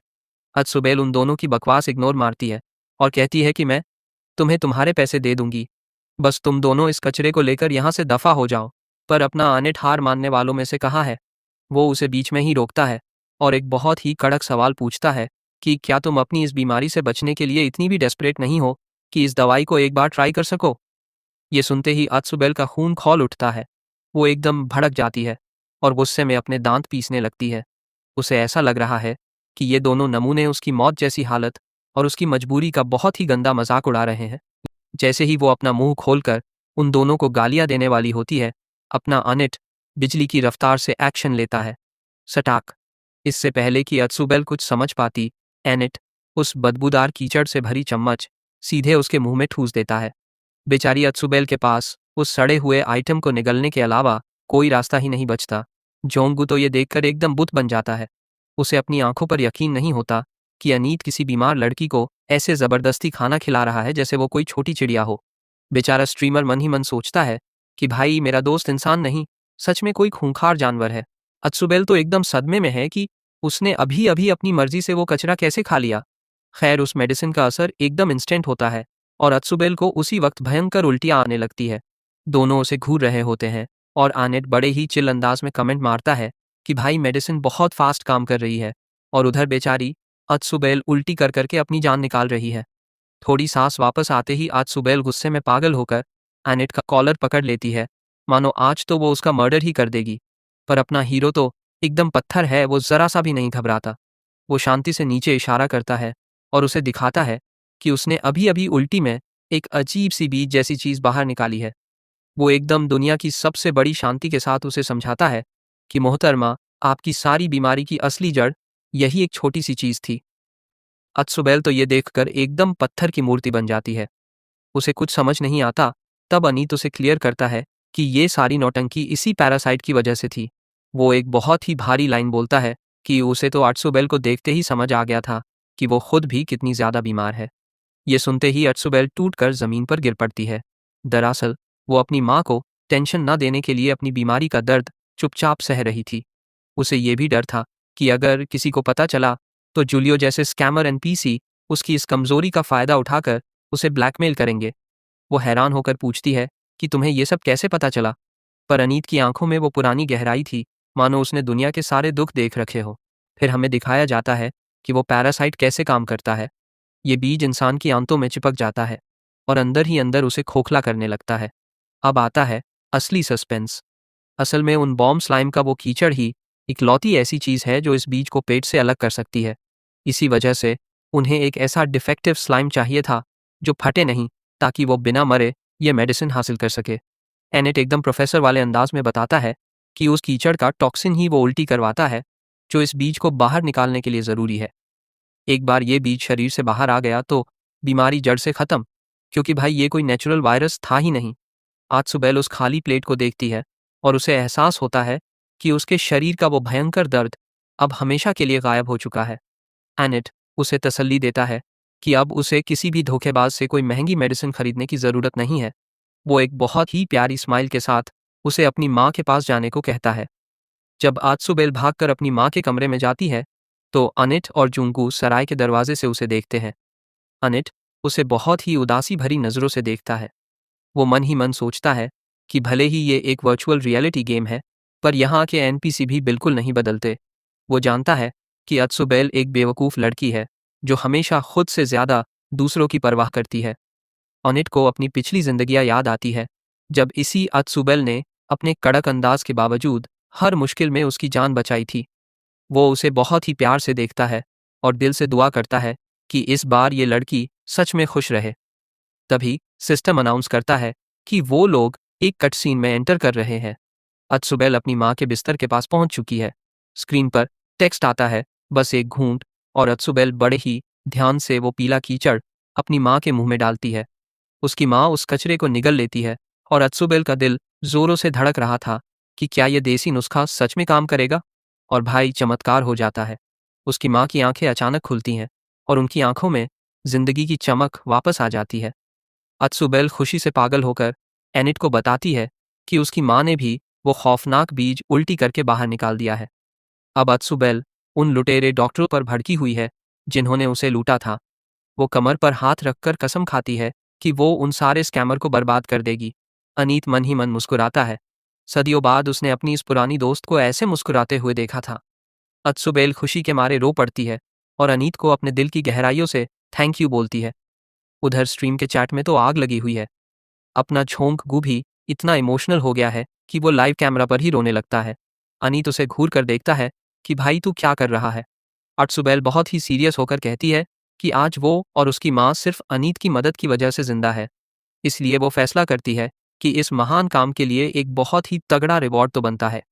वो अंदर से एक बहुत ही पुरानी किताब निकाल कर लाती है जिसमें एक चमकता हुआ लाल रत्न लगा हुआ था। दोस्तों, ये वही स्पेल मैनुअल है जिसके लिए अनीत ने ये सारा बवाल किया था। एनिट पूरी इज्जत के साथ उस किताब को लेता है और आत्सुबेल उसे बहुत ही सम्मान भरी नज़रों से देखती है। जोंगू तो एक्साइटमेंट में पागल हो जाता है। वो चिल्लाता है कि भाई तू तो एकदम लेजेंड है, क्या मैं इस किताब को एक बार छू सकता हूँ? पर अनिट उसे धक्के मारकर उड़ा देता है। पर भाई पिक्चर अभी बाकी है। अत्सुबेल एकदम चमकते हुए चेहरे के साथ कहती है कि अभी तो तुम्हारी मदद की कीमत पूरी नहीं हुई है। वो अनिट की तरफ एक बहुत ही बड़ा और भारी बैग उछालती है। उस बैग के गिरने की खनकती हुई आवाज से ही पता चल रहा था कि उसमें एकदम शुद्ध गोल्ड के सिक्के भरे हुए हैं। चोंगू की तो आंखें फटी की फटी रह जाती है। उसका दिमाग ये सब प्रोसेस ही नहीं कर पा रहा था कि उनके साथ क्या चमत्कार हो गया है। एक ही झटके में लेवल क्वेस्ट और इतना सारा पैसा सब अनलॉक हो गया।